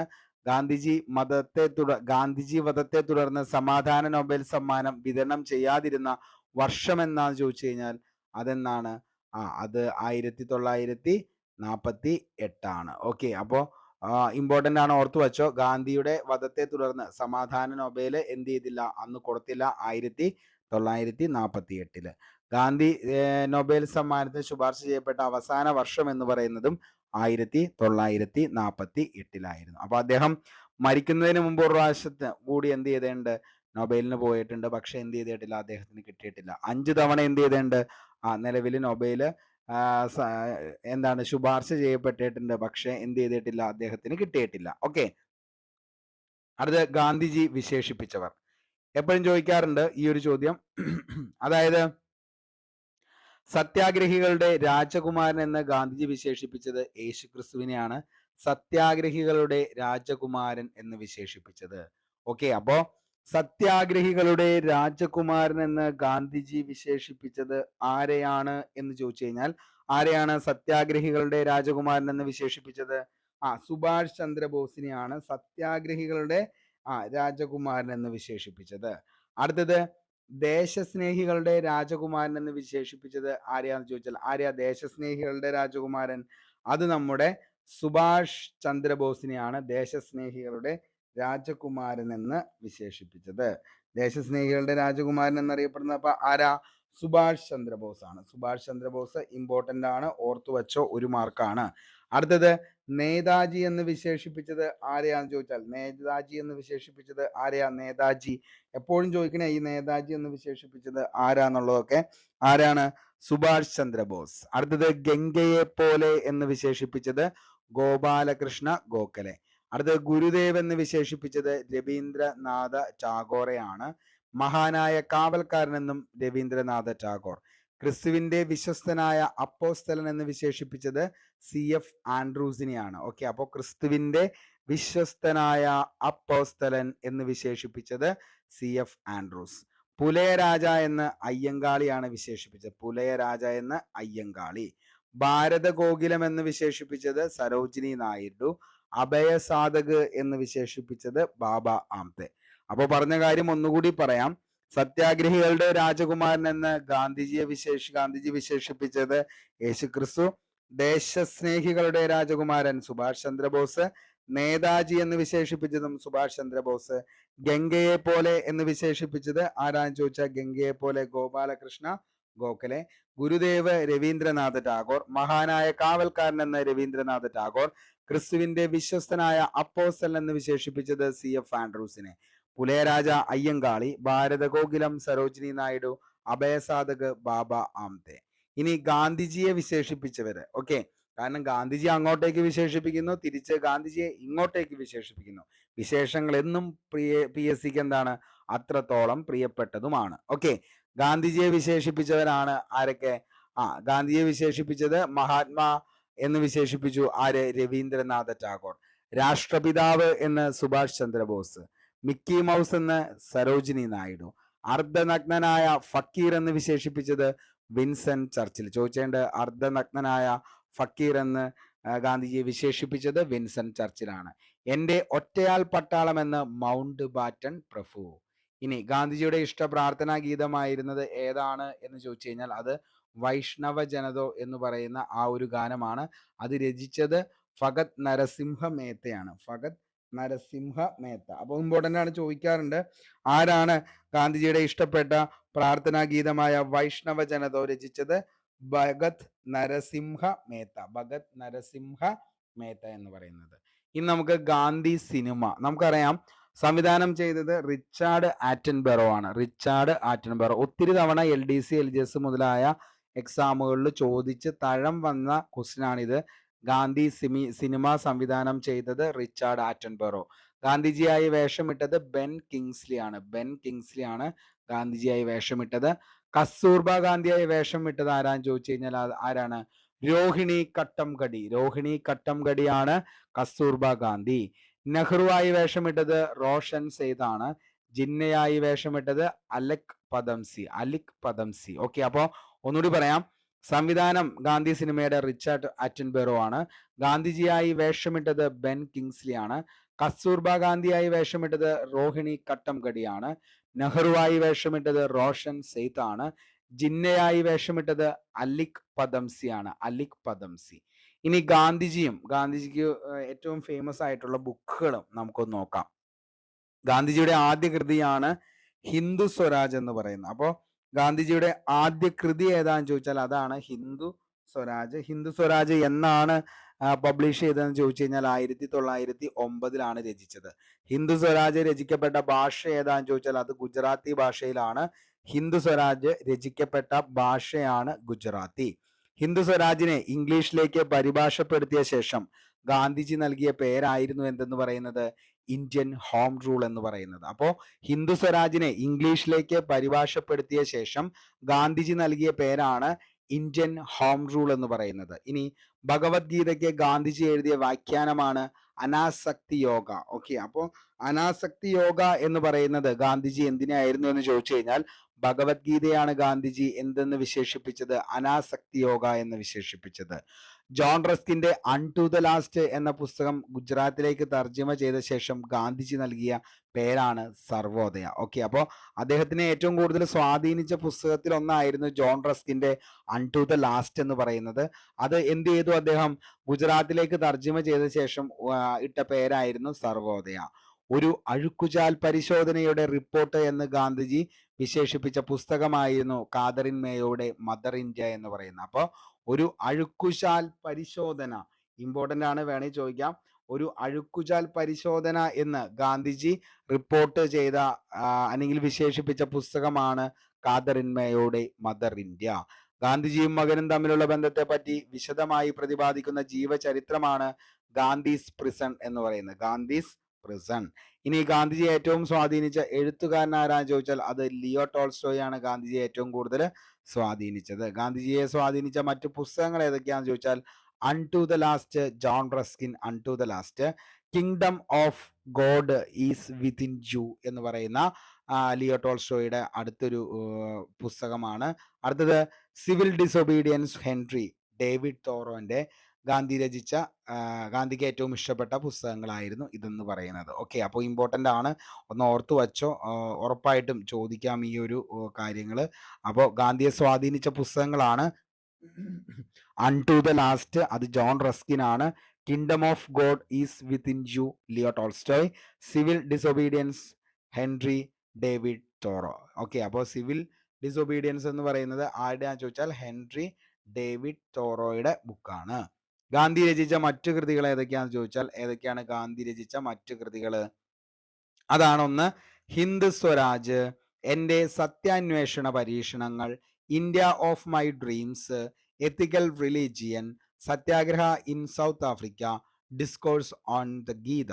ഇന്നത്തെ ഹിന്ദു സ്വരാജ് നമുക്ക് ഉറപ്പായിട്ടും കിട്ടും. എൻ്റെ സത്യാന്വേഷണ പരീക്ഷണങ്ങൾ നമുക്ക് കിട്ടും. ഇന്നത്തെ കിട്ടാത്തത് India of my dreams important ആയിട്ട് നിങ്ങൾ പഠിച്ചു വെച്ചോ. അതേപോലെ തന്നെ എത്തിക്കൽ റിലീജിയൻ പഠിച്ചു വെച്ചോ. അതേപോലെ Satyagraha in South Africa, discourse on Gita. ഇത്രയും കാര്യം എന്ത് ചെയ്യുക? പഠിച്ചു വയ്ക്കുക. ബാക്കി രണ്ടെണ്ണം നമുക്ക് എന്ത് ചെയ്യാൻ പറ്റും? ആ ഓപ്ഷനിൽ നിന്ന് സോർട്ട് ചെയ്യാനായിട്ട് പറ്റും. ഇനി ആത്മകഥ. നമുക്കറിയാം ഗാന്ധിജിയുടെ ആത്മകഥയാണ് എൻ്റെ സത്യാന്വേഷണ പരീക്ഷണങ്ങൾ എന്ന് പറയുന്നത്.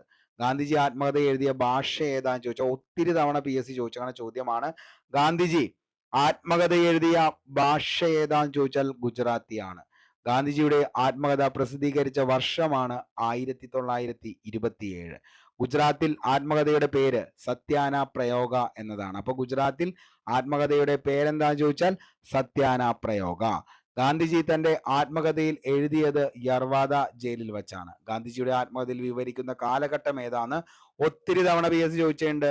1869 മുതൽ 1921 വരെയാണ് ഗാന്ധിജിയുടെ ആത്മകഥയിൽ വിവരിക്കുന്ന കാലഘട്ടം എന്ന് പറയുന്നത്. അപ്പോൾ ഗാന്ധിജിയുടെ ആത്മകഥയിൽ വിവരിക്കുന്ന കാലഘട്ടം ഏത് വർഷം മുതൽ ഏത് വർഷം വരെയാണെന്ന് ചോദിച്ചാൽ മക്കളെ അതിന്റെ ഉത്തരമാണ് 1869 മുതൽ 1921 വരെ. ഗാന്ധിജിയുടെ ആത്മകഥ ഇംഗ്ലീഷിലേക്ക് വിവർത്തനം ചെയ്തത് മഹാദേവ ദേശായി ആണ്. അപ്പോൾ ഗാന്ധിജിയുടെ ആത്മകഥ ഇംഗ്ലീഷിലേക്ക് വിവർത്തനം ചെയ്തത് മഹാദേവ ദേശായി ആണ്.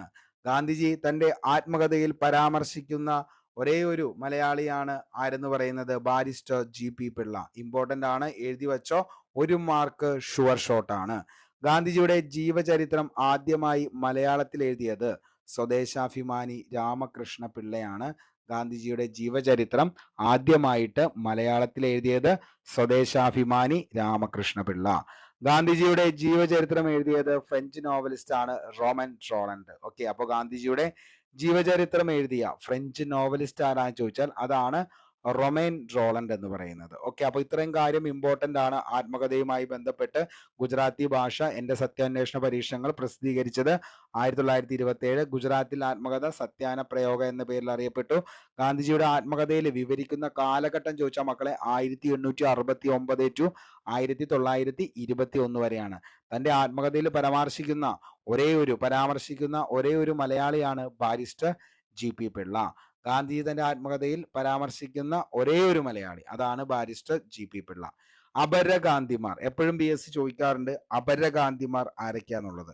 ഞാൻ വളരെ കുറച്ച് കാര്യങ്ങളാണ് ഇട്ടിട്ടുള്ളൂ. അപ്പൊ അതിൻ്റെ അകത്ത് നിങ്ങൾക്ക് ബാക്കി എല്ലാവരുടെയും പേര് അറിയാവുന്നത് കൊണ്ടാണ് ഞാൻ മൊത്തമായിട്ട് എഴുതാത്തത്. എപ്പോഴും ചോദിക്കണയാണ്. ഒന്ന്, അമേരിക്കൻ ഗാന്ധി എന്നറിയപ്പെടുന്നത് ആരാന്ന് ചോദിച്ചാൽ ആരാണ്? മാർട്ടിൻ ലൂതർ കിങ് ആണ് American Gandhi. Martin Luther king American Gandhi. Indonesian Gandhi ആരാണ്?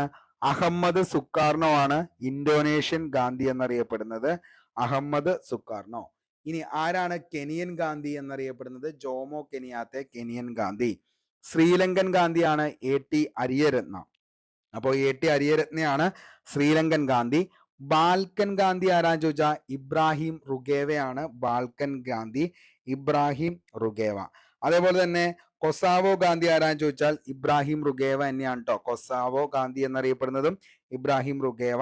ആഫ്രിക്കൻ ഗാന്ധി കെന്നത്ത് കൗണ്ടിയാണ്. സൗത്ത് ആഫ്രിക്കൻ ഗാന്ധി ആണെങ്കിൽ നെൽസൺ മണ്ടേലയാണ്. ജർമ്മൻ ഗാന്ധി എന്നറിയപ്പെടുന്നത് ജെറാൾഡ് ഫിഷർ ആണ്. Bolivian Gandhi Simon Bolivar. Latin American Gandhi Simon Bolivar തന്നെയാണ്. ജപ്പാൻ ഗാന്ധി എന്നറിയപ്പെടുന്നത് കഗേവയാണ്. ഖാന ഗാന്ധിയാണ് ക്വാമി എൻ ക്രൂമ. അതിർത്തി ഗാന്ധി എന്നറിയപ്പെടുന്നത് ഖാൻ അബ്ദുൽ ഗാഫർ ഖാൻ ആണ്. ബർദോളി ഗാന്ധി നമുക്കറിയാം സർദാർ വല്ലഭായ് പട്ടേൽ ആണ്. ആധുനിക ഗാന്ധി എന്നറിയപ്പെടുന്നത് ബാബ ആംതെ ആണ്. ഇനി ഡൽഹി ഗാന്ധി നെയ്യാറ്റിൻകര കൃഷ്ണൻ നായർ. ബീഹാർ ഗാന്ധി ഡോക്ടർ രാജേന്ദ്ര പ്രസാദ്. മയ്യഴി ഗാന്ധി SK പൊറ്റക്കാടാണ്. കേരള ഗാന്ധി K കേളപ്പനാണ്. അതേപോലെ ഉത്തർപ്രദേശ് ഗാന്ധി ആരാന്ന് ചോദിച്ചാൽ പുരുഷോത്തം ദാസ് ഡണ്ടൻ ആണ്. യങ് ഗാന്ധി എന്നറിയപ്പെടുന്നത് ഹരിലാൽ ഗാന്ധി. അഭിനവ ഗാന്ധി അണ്ണ ഹസാരെ. ടാൻസാനിയൻ ഗാന്ധിയാണ് ജൂലിയസ് നെരേര. വാസ്തുവിദ്യാ മേഖലയിലെ ഗാന്ധിജി എന്നറിയപ്പെടുന്നത് ആരാന്ന് ചോദിച്ചാൽ അത് ലാറി ബേക്കർ ആണ്. ഓക്കെ, അപ്പൊ അത്രയും ഗാന്ധിമാര് നമുക്ക് പഠിക്കാനുണ്ട്. അതിൻ്റെ ഏറ്റവും മോസ്റ്റ്ലി റിപ്പീറ്റഡ് ആയിട്ടുള്ള ചോദ്യങ്ങൾ ഞാൻ എന്ത് ചെയ്തേണ്ട ഇതിൻ്റെ അകത്ത് ഓൾറെഡി കൊടുത്തിട്ടുണ്ട്. ഓക്കെ, അപ്പൊ ഞാൻ ജസ്റ്റ് പറഞ്ഞു എന്നുള്ളൂ. നിങ്ങൾക്ക് ഓൾറെഡി അറിയാവുന്ന കാര്യങ്ങളാണ് ഇതെല്ലാം എന്നുള്ളത്. അതുകൊണ്ടാണ് ഞാൻ കൂടുതൽ അതിൻ്റെ അകത്തേക്ക് ഡിസ്കസ് ചെയ്ത് പോവാത്തെ. ഓക്കെ, അപ്പൊ ഇനി നമുക്ക് പഠിക്കാനുള്ളത് നമുക്കറിയാം സ്വാതന്ത്ര്യവും മഹാത്മാഗാന്ധിയും എന്ന് പറയുന്ന ടോപ്പിക്കാണ്. ഇതിൻ്റെ അകത്ത് മഹാത്മാഗാന്ധി എന്ന് പറയുന്ന ടോപ്പിക് ഓൾമോസ്റ്റ് കംപ്ലീറ്റഡ് ആണ്. ഇതിനപ്പുറത്തേക്ക് ഇനി ഒരു ചോദ്യത്തിലേക്ക് നിങ്ങൾക്ക് പോകേണ്ട കാര്യമില്ല. കാരണം എന്താണെന്ന് ചോദിച്ചാൽ നമ്മൾ NCERT SCERT അതേപോലെ തന്നെ എന്താണ് സ്കൂൾ ടെക്സ്റ്റ് ബുക്കുകളുടെ ഗൈഡ് ഉൾപ്പെടെ നമ്മൾ എന്ത് ചെയ്തേണ്ടത് സെർച്ച് ചെയ്തേണ്ടത് ഇതിൻ്റെ അകത്ത്. ഓക്കെ, അപ്പൊ ടെക്സ്റ്റ് ബുക്ക് കംപ്ലീറ്റ് ആണ്, അതേപോലെ തന്നെ ഗൈഡ് കംപ്ലീറ്റ് ആണ്. ഇതെല്ലാം ഓക്കെ ആക്കിയിട്ടാണ് നമ്മൾ ഈ ഒരു നോട്ട് ചെയ്തേക്കുന്നത്. ഓക്കെ, അപ്പൊ ഇനി നമുക്ക് എന്താണ് സ്വാതന്ത്ര്യ സമരം ആ ഒരു സമയത്തെ ഏതൊക്കെ സത്യാഗ്രഹങ്ങളാണ് അല്ലെങ്കിൽ ഏതൊക്കെ സമരങ്ങളാണ് നടന്നതെന്നുള്ളത് ജസ്റ്റ് ഒന്ന് നോക്കാം. എന്നിട്ട് നമുക്ക് എന്ത് ചെയ്യാം, ഈ ഒരു സെക്ഷൻ ഇവിടെ വെച്ച് വൈൻഡ് അപ്പ് ചെയ്യാം. ഓക്കെ, അപ്പൊ നമുക്ക് നേരെ നോക്കാം. ഫസ്റ്റ് നമുക്കറിയാം സ്വാതന്ത്ര്യ സമരത്തിൽ ഗാന്ധിജിയുടെ ആഗമനം എന്ന് പറയുന്നത്? ദക്ഷിണാഫ്രിക്കയിലെ ദീർഘകാലവാസത്തിന് ശേഷമാണ് ഗാന്ധിജി ഇന്ത്യയിലേക്ക് തിരിച്ചെത്തുന്നത്. അത് നമ്മൾ പറഞ്ഞു 1915 ജനുവരി 9-നാണുള്ളത്. 1915 ജനുവരി 9-ന് ഗാന്ധിജി ദക്ഷിണാഫ്രിക്കയിൽ നിന്നും ഇന്ത്യയിലേക്ക് മടങ്ങിയെത്തുമ്പോൾ സ്വീകരണം നൽകിയ സ്ഥലം എവിടെയാണെന്ന് ചോദിച്ചാൽ ജഹാംഗീർ പേട്ട് ഹൗസ് എന്ന് പറയുന്നതാണ് ബോംബെയിലെ. ഓക്കെ, ഇന്ത്യൻ ദേശീയ പ്രസ്ഥാന ചരിത്രത്തിൽ ഗാന്ധിയൻ കാലഘട്ടം എന്നറിയപ്പെടുന്നത് അതുകൊണ്ട് തന്നെ ഏത് കാലം മുതൽ ഏത് കാലം വരെയാണെന്ന് ചോദിച്ചു കഴിഞ്ഞാൽ 1919 മുതൽ 1947 വരെയാണ് ഇന്ത്യൻ ദേശീയ ചരിത്രത്തിലെ ഗാന്ധിയൻ കാലഘട്ടം എന്നറിയപ്പെടുന്നത്. 1919 മുതൽ 1947 വരെയാണ്. ഓക്കെ, ഇനി ഗാന്ധിജി ആവിഷ്കരിച്ച സമര രീതിയാണ് അഹിംസയിൽ നിന്നും അധിഷ്ഠിതമായ സത്യാഗ്രഹം എന്ന് പറയുന്നത്. സത്യാഗ്രഹം എന്ന വാക്കിന്റെ അർത്ഥം എന്താന്ന് ചോദിച്ചു കഴിഞ്ഞാൽ എന്താണ്? അതാണ് സത്യത്തെ മുറുകെ പിടിക്കുക. ഓക്കെ, സത്യത്തെ മുറുകെ പിടിക്കുക എന്നതാണ് എന്ത് സത്യാഗ്രഹം എന്ന് പറയുന്ന വാക്കിന്റെ അർത്ഥം എന്ന് പറയുന്നത്. ഗാന്ധിജി ഇന്ത്യയിൽ ആദ്യമായി ആശ്രമം സ്ഥാപിച്ചത് കോച്ച് റബ്ബ് അഹമ്മദാബാദിലാണ്. അതേപോലെ തന്നെ ആശയ പ്രചരണത്തിന് വേണ്ടി ഗുജറാത്തിലെ അഹമ്മദാബാദിൽ ഗാന്ധിജി സ്ഥാപിച്ച ആശ്രമമാണ് സബർമതി ആശ്രമം. സമൂഹ പുനർനിർമ്മാണം എന്ന ആശയത്തിന്റെ ഉപജ്ഞാതാവാണ് ശരിക്കും ഗാന്ധിജി എന്ന് പറയുന്നത്. ഓക്കെ, അപ്പൊ നമുക്ക് ഇൻട്രോ ഒന്ന് തന്നു മാത്രമേ ഉള്ളൂ. നേരെ നമുക്ക് ചമ്പാരൻ സത്യാഗ്രഹത്തിലേക്ക് പോകാം. എന്നാണ് ചമ്പാരൻ സത്യാഗ്രഹം നടന്നത് എന്ന് ചോദിച്ചു കഴിഞ്ഞാൽ മക്കളെ 1917-ലാണ് ചമ്പാരൻ സത്യാഗ്രഹം. ഗാന്ധിജിയുടെ ഇന്ത്യയിലെ ആദ്യത്തെ സത്യാഗ്രഹം ഏതാന്ന് ചോദിച്ചാൽ വെരി വെരി ഇമ്പോർട്ടന്റ് ആണ്, mostly repeated and confusing fact ആണ്. ചമ്പാരൻ സത്യാഗ്രഹം 1917-ലാണ് നടക്കുന്നത്. ഗാന്ധിജിയുടെ ഇന്ത്യയിലെ ആദ്യത്തെ സത്യാഗ്രഹം എന്നറിയപ്പെടുന്നതാണ് ഇത് ചമ്പാരൻ സത്യാഗ്രഹം. ചമ്പാരനിലെ നീലം കർഷകരുടെ കഷ്ടപ്പാടുകളെ ഗാന്ധിജിയുടെ ശ്രദ്ധയിൽപ്പെടുത്തിയ വ്യക്തിയായിരുന്നു രാജ്കുമാർ ശുക്ല എന്ന് പറയുന്നത്. ശരിക്കും ഗാന്ധിജി ചമ്പാരനിലേക്ക് ക്ഷണിച്ചതും ഈ പറയുന്ന രാജ്കുമാർ ശുക്ല എന്ന് പറയുന്ന വ്യക്തിയാണ്. കാരണം 1916 INC-യുടെ ലക്നൗ സമ്മേളനത്തിൽ ഗാന്ധിജിയുടെ നിർദ്ദേശപ്രകാരം നീലം കർഷകരോട് സഹതാപം പ്രകടിപ്പിച്ചുകൊണ്ടുള്ള പ്രമേയം അവതരിപ്പിച്ചു. അത് ബ്രിജു ബാബു കിഷോർ പ്രസാദ് ആണ്. ചമ്പാരൻ സ്ഥിതി ചെയ്യുന്ന സംസ്ഥാനം PSC ഒത്തിരി തവണ ചോദിക്കാറുണ്ട്. അത് ഏതാന്ന് ചോദിച്ചാൽ അത് ബീഹാർ ആണ്. നീലം തോട്ടങ്ങളിൽ ജോലി ചെയ്തിരുന്ന കർഷകരെ പാശ്ചാത്യർ ചൂഷണം ചെയ്യുന്നതിനെതിരെ നടന്ന പ്രക്ഷോഭമായിരുന്നു ചമ്പാരൻ സത്യാഗ്രഹം. തീങ്കതീയ സമ്പ്രദായവുമായി ബന്ധപ്പെട്ട പ്രക്ഷോഭം ഏതാന്ന് PSC ചോദിക്കാറുണ്ട്. SCRT ഫാക്ട് ആണ്. തീങ്കതീയ സമ്പ്രദായവുമായി ബന്ധപ്പെട്ട പ്രക്ഷോഭം ഏതാന്ന് ചോദിച്ചാൽ അത് നമ്മുടെ ചമ്പാരൻ സത്യാഗ്രഹമാണ്. കർഷകർ എന്താണ് സ്വന്തം ഭൂമിയുടെ 3 ഭാഗവും ആർക്ക് വേണ്ടി കൃഷി ചെയ്യണം? ഭൂവുടമകൾക്ക് വേണ്ടി, അല്ലെങ്കിൽ നീലം കൃഷി ചെയ്യാൻ നിർബന്ധിതമായ ഒരു അവസ്ഥ. അതിനെയാണ് ഈ തീങ്കതീയ സമ്പ്രദായം എന്ന് പറയുന്നത്. ഓക്കെ, അപ്പോ തീങ്കതീയ സമ്പ്രദായം എന്ന് പറയുന്നത് താഴെ പറയുന്നവയില് ഏത് സത്യാഗ്രഹവുമായി ബന്ധപ്പെട്ട് കിടക്കുന്നതാണ് എന്ന് ചോദിച്ചു കഴിഞ്ഞാൽ നമ്മൾ ഉത്തരം ഏതിലേക്ക് പോകണം? ചമ്പാരൻ സത്യാഗ്രഹത്തിലേക്ക് പോകണം. നടന്ന വർഷം എന്ന 1917-ലാണ്. ഈ ചമ്പാഗ്രഹൻ സത്യാഗ്രഹത്തെ കുറിച്ച് പഠിക്കാനായിട്ട് അന്വേഷിച്ച ഒരു കമ്മീഷൻ ഉണ്ട്. അതാണ് ലഫ്റ്റനന്റ് ഗവർണർ ആയിരുന്ന സർ എഡ്വേർഡ് ഗേറ്റിന്റെ നേതൃത്വത്തിൽ ഒരു കമ്മീഷൻ എന്ത് ചെയ്തു? പഠിക്കാനായിട്ട് നിയമിച്ചു. കമ്മീഷൻ ഗാന്ധിജി അംഗമായിരുന്നു. കമ്മീഷന്റെ റിപ്പോർട്ട് സമരത്തിന് അനുകൂലമായി വരികയും അതിനെ തുടർന്ന് ചമ്പാരൻ അഗ്രേറിയൻ ബില്ല് പാസ്സാവുകയും ചെയ്യാണ്. അതോടെ തുടർന്ന് ചമ്പാരൻ സത്യാഗ്രഹം അങ്ങനെ എന്ത് ചെയ്യാണ്? മുന്നോട്ടേക്ക് പോവുകയാണ്. ചമ്പാരൻ സത്യാഗ്രഹത്തിന്റെ 100-ാം വാർഷികം ആഘോഷിച്ചത് എന്നാണ് PSC ചോദിച്ചു. അത് 2017-ലാണ്. അപ്പൊ ഇത്രയും കാര്യമാണ് ചമ്പാരൻ സത്യാഗ്രഹവുമായി ബന്ധപ്പെട്ട് നമുക്ക് പഠിക്കാനുള്ളൂ. ഓക്കെ, അപ്പോ ഫസ്റ്റ് പോയിന്റ് ഇത്രേ ഉള്ളൂ മക്കളെ. ചമ്പാരൻ സത്യാഗ്രഹം നടന്ന വർഷം 1917. ഗാന്ധിജിയുടെ ഇന്ത്യയിലെ ആദ്യത്തെ സത്യാഗ്രഹമായിരുന്നു എന്തെന്ന് പറയുന്നത്? ചമ്പാരൻ സത്യാഗ്രഹം. ആരായിരുന്നു ശരിക്കും ഗാന്ധിജിനെ ഈ ചമ്പാരൻ, അതായത് ബീഹാറിലെ സ്ഥലമായിട്ടുള്ള ചമ്പാരനിലേക്ക് ക്ഷണിച്ചതാരാന്ന് ചോദിച്ചാൽ അവിടുത്തെ ചമ്പാരനിലെ കർഷക നേതാവായിട്ടുള്ള രാജ്കുമാർ ശുക്ല എന്ന് പറയുന്ന ആളായിരുന്നു. ഓക്കെ, അതേപോലെ തന്നെ ബ്രിജു ബാബു കിഷോർ പ്രസാദ് ആണ് 1916-ലെ INC ലക്നൗ സമ്മേളനത്തില് ഗാന്ധിജിയുടെ നിർദ്ദേശപ്രകാരം നീലം കർഷകരോട് സഹതാപം പ്രകടിപ്പിച്ചുകൊണ്ടുള്ള പ്രമേയം അവതരിപ്പിച്ചത്. നമ്മൾ പറഞ്ഞു തീങ്കതീയ സമ്പ്രദായവുമായി ബന്ധപ്പെട്ട പ്രക്ഷോഭം താഴെ പറയുന്നവയിൽ ഏതാന്ന് ചോദിച്ചു കഴിഞ്ഞാൽ അത് ഏതാണ്? ചമ്പാരൻ സത്യാഗ്രഹമാണ്. എന്താണ് തീങ്കതീയ പ്രക്ഷോഭം എന്ന് ചോദിച്ചാൽ കർഷകർ സ്വന്തം ഭൂമിയുടെ 3 ഭാഗവും ഭൂ ഉടമകൾക്കായിട്ട് നീലം കൃഷി ചെയ്യാൻ നിർബന്ധമായ അവസ്ഥയാണ് തീങ്കതീയ സമ്പ്രദായം എന്ന് പറയുന്നത്. ഓക്കെ, അപ്പോൾ ഇത്രയും കാര്യമാണ് അതിൻ്റെ അകത്ത് പഠിക്കാനുള്ളൂ. വളരെ വ്യക്തമായെന്ന് കരുതുന്നു. നമുക്ക് ഗാന്ധിജിയുടെ ഇന്ത്യയിലെ ആദ്യത്തെ സത്യാഗ്രഹവും ഏത് തന്നെയാ? ചമ്പാരനാണ്. അടുത്ത് നമുക്ക് അഹമ്മദാബാദ് മിൽ സമരത്തിലേക്ക് പോകാം. അഹമ്മദാബാദ് മിൽ സമരം എന്താണ്? അഹമ്മദാബാദ് മിൽ സമരം അഹമ്മദാബാദ് മിൽ സമരം നടന്ന വർഷം എന്നാന്ന് ചോദിച്ചാൽ 1918 അഹമ്മദാബാദ് മിൽ സമരം നടന്നത്. 1918 ഗാന്ധിജിയുടെ നേതൃത്വത്തിൽ നടന്ന ആദ്യത്തെ നിരാഹാര സമരം. ഓക്കെ, ഇമ്പോർട്ടന്റ് ആണ്, അങ്ങനെ തന്നെ പഠിച്ചു വച്ചോ. ഗാന്ധിജിയുടെ നേതൃത്വത്തിൽ നടന്ന ആദ്യത്തെ നിരാഹാര സമരമാണ് എന്തെന്ന് പറയുന്നത്, അഹമ്മദാബാദ് മിൽ സമരം എന്ന് പറയുന്നത്. നടന്ന വർഷം എന്ന 1918 അഹമ്മദാബാദ് മിൽ സമരം നടന്ന വർഷം 1918. ഗാന്ധിജിയുടെ നേതൃത്വത്തിൽ നടന്ന ആദ്യത്തെ നിരാഹാര സമരമാണ് അഹമ്മദാബാദ് മിൽ സമരം. അഹമ്മദാബാദ് മിൽ ഉടമകളും തൊഴിലാളികളും തമ്മിൽ നടന്ന ഒരു സമരമാണ് അഹമ്മദാബാദ് മിൽ സമരം എന്ന് പറയുന്നത്. അഹമ്മദാബാദിലെ തുണമിൽ തൊഴിലാളികൾക്ക് നേരിടുന്ന പ്രശ്നങ്ങൾ ഗാന്ധിജിയെ അറിയിച്ച വ്യക്തിയാണ് അനസൂയ ബഹൻ എന്ന് പറയുന്നത്. ഏത് സമരത്തിലാണ് തൊഴിലാളികൾക്ക് പ്ലേഗ് ബോണസുമായി ബന്ധപ്പെട്ട് 35% വേതന വർധനവ് ആവശ്യപ്പെട്ട് ഗാന്ധിജി നിരാകാരം അനുഷ്ഠിച്ചത് എന്ന് ചോദിച്ചാൽ അതിന്റെ ഉത്തരം നമ്മുടെ അഹമ്മദാബാദ് മിൽ സമരമാണ്. മോസ്റ്റ്ലി റിപ്പീറ്റഡ് ആണ്. പ്ലേഗ് ബോണസിനെ ചൊല്ലിയാണ് തർക്കമുണ്ടായത്. സമരം വിജയിപ്പിക്കാൻ ഗാന്ധിജി തൊഴിലാളികൾക്ക് നൽകിയ ചില വ്യവസ്ഥകളായിരുന്നു അക്രമം ഉണ്ടാക്കരുത്, അതേപോലെ തന്നെ എന്താണ്, കരിങ്കാലികളെ ഉപദ്രവിക്കരുത്, ഒരിക്കലും ആയുധം ഉപയോഗിക്കരുത്, വിജയം വരെ സമരത്തിൽ അടിയുറയ്ക്കുകയും അതേപോലെ തന്നെ നേരായ വഴിയിലൂടെ ആഹാരത്തിന് വേണ്ടി പ്രയത്നിക്കുകയും ചെയ്യണം. അഹമ്മദാബാദ് മിൽ സമരം എത്ര ദിവസം നീണ്ടു നിന്നു എന്ന് ചോദിച്ചു കഴിഞ്ഞാൽ അത് 21 ദിവസമാണ് അഹമ്മദാബാദ് മിൽ സമരം നീണ്ടു നിന്നത്. 21 ദിവസം. ഓക്കെ, ഇമ്പോർട്ടന്റ് ആണ്. അപ്പോൾ എത്ര ദിവസം നീണ്ടു നിന്നു എന്ന് ചോദിച്ചു കഴിഞ്ഞാൽ 21 ദിവസമാണ് അഹമ്മദാബാദ് മിൽ സമരം നീണ്ടു നിന്നത്. സമരത്തിന്റെ സന്ധി സംഭാഷണത്തിന് വേദിയായത് അനസൂയ ബഹന്റെ വീടാണ്. ഓക്കെ, അപ്പോൾ ഇമ്പോർട്ടന്റ് ആണ്.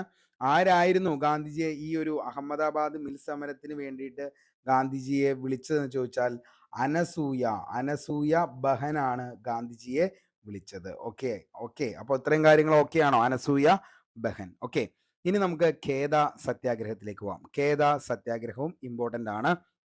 1918 ഖേദ സത്യാഗ്രഹം. ഖേദ സത്യാഗ്രഹത്തിന് നേതൃത്വം നൽകിയത് ഗാന്ധിജി. കാർഷിക നികുതിയെ ബന്ധപ്പെട്ട് 1918 ഗാന്ധിജിയുടെ നേതൃത്വത്തിൽ നടന്ന സമരമാണ് ഖേദ സത്യാഗ്രഹം. ഖേദ സത്യാഗ്രഹത്തിൽ ഗാന്ധിജിയെ അനുഗമിച്ച പ്രധാന നേതാക്കളാണ് സർദാർ വല്ലഭായ് പട്ടേൽ, ഇന്ദുലാൽ യാഗ്നിക് എന്ന് പറയുന്നത്. പട്ടേൽ ഖേദ സത്യാഗ്രഹത്തിന് ഗാന്ധിജിയെ പിന്തുണച്ചുകൊണ്ട് തന്റെ വക്കാലത്ത് ഉപേക്ഷിച്ചു. ഖേദ ഏത് സംസ്ഥാനത്താണ് സ്ഥിതി ചെയ്യുന്നതെന്ന് ചോദിച്ചു കഴിഞ്ഞാൽ ഖേദ ഏത് സംസ്ഥാനത്താണ് സ്ഥിതി ചെയ്യുന്നത്?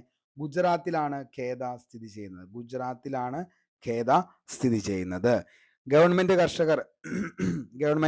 കർഷകരെ അടിച്ചമർത്തുന്ന നയം സ്വീകരിക്കുകയും ഉദ്യോഗസ്ഥർ കന്നുകാലികളെ കണ്ടുകെട്ടുകയും പിഴ ഈടാക്കുന്നതിനുള്ള താക്കീത് നൽകുകയും ചെയ്തു. ഗവൺമെന്റ് അധാർമികമായി കൈവശപ്പെടുത്തിയ കൃഷിഭൂമിയിലെ ഉള്ളി വിളവെടുപ്പ് നീക്കം ചെയ്യാൻ ഗാന്ധിജി ജനങ്ങളോട് ആഹ്വാനം ചെയ്തു. ഓക്കെ, അപ്പോൾ ഖേദ സത്യാഗ്രഹം മെയിനായിട്ട് നമ്മൾ ഇത്രയും നോക്കിയാൽ മതി. എന്നാണ് നടന്നത്? 1918 ഖേദ സത്യാഗ്രഹം നടക്കുന്നത്. അതേപോലെ തന്നെ കാർഷിക നികുതിയുമായി ബന്ധപ്പെട്ട് 1918 ഗാന്ധിജിയുടെ നേതൃത്വത്തിൽ നടന്ന സമരമാണ് ഏതെന്ന് പറയുന്നത്, ഈ പറയുന്ന ഖേദ സത്യാഗ്രഹം എന്ന് പറയുന്നത്. ഖേദ സത്യാഗ്രഹത്തിന് നേതൃത്വം നൽകിയത് ഗാന്ധിജിയാണ്. അതേപോലെ ഖേദ സത്യാഗ്രഹത്തിന് ഗാന്ധിജി അനുഗമിച്ച പ്രധാന നേതാക്കളായിരുന്നു ആരൊക്കെ? സർദാർ വല്ലഭായ് പട്ടേലും ഇന്ദുലാൽ യാഗ്നിക്കും എന്ന് പറയുന്നത്. ഖേദ ഏത് സംസ്ഥാനത്താണ് സ്ഥിതി ചെയ്യുന്നതെന്ന് ചോദിച്ചു കഴിഞ്ഞാൽ അത് ഗുജറാത്തിലാണ്. ഇനി നമുക്ക് ഖിലാഫത്ത് പ്രസ്ഥാനം 1919 മുതൽ 1920 വരെ.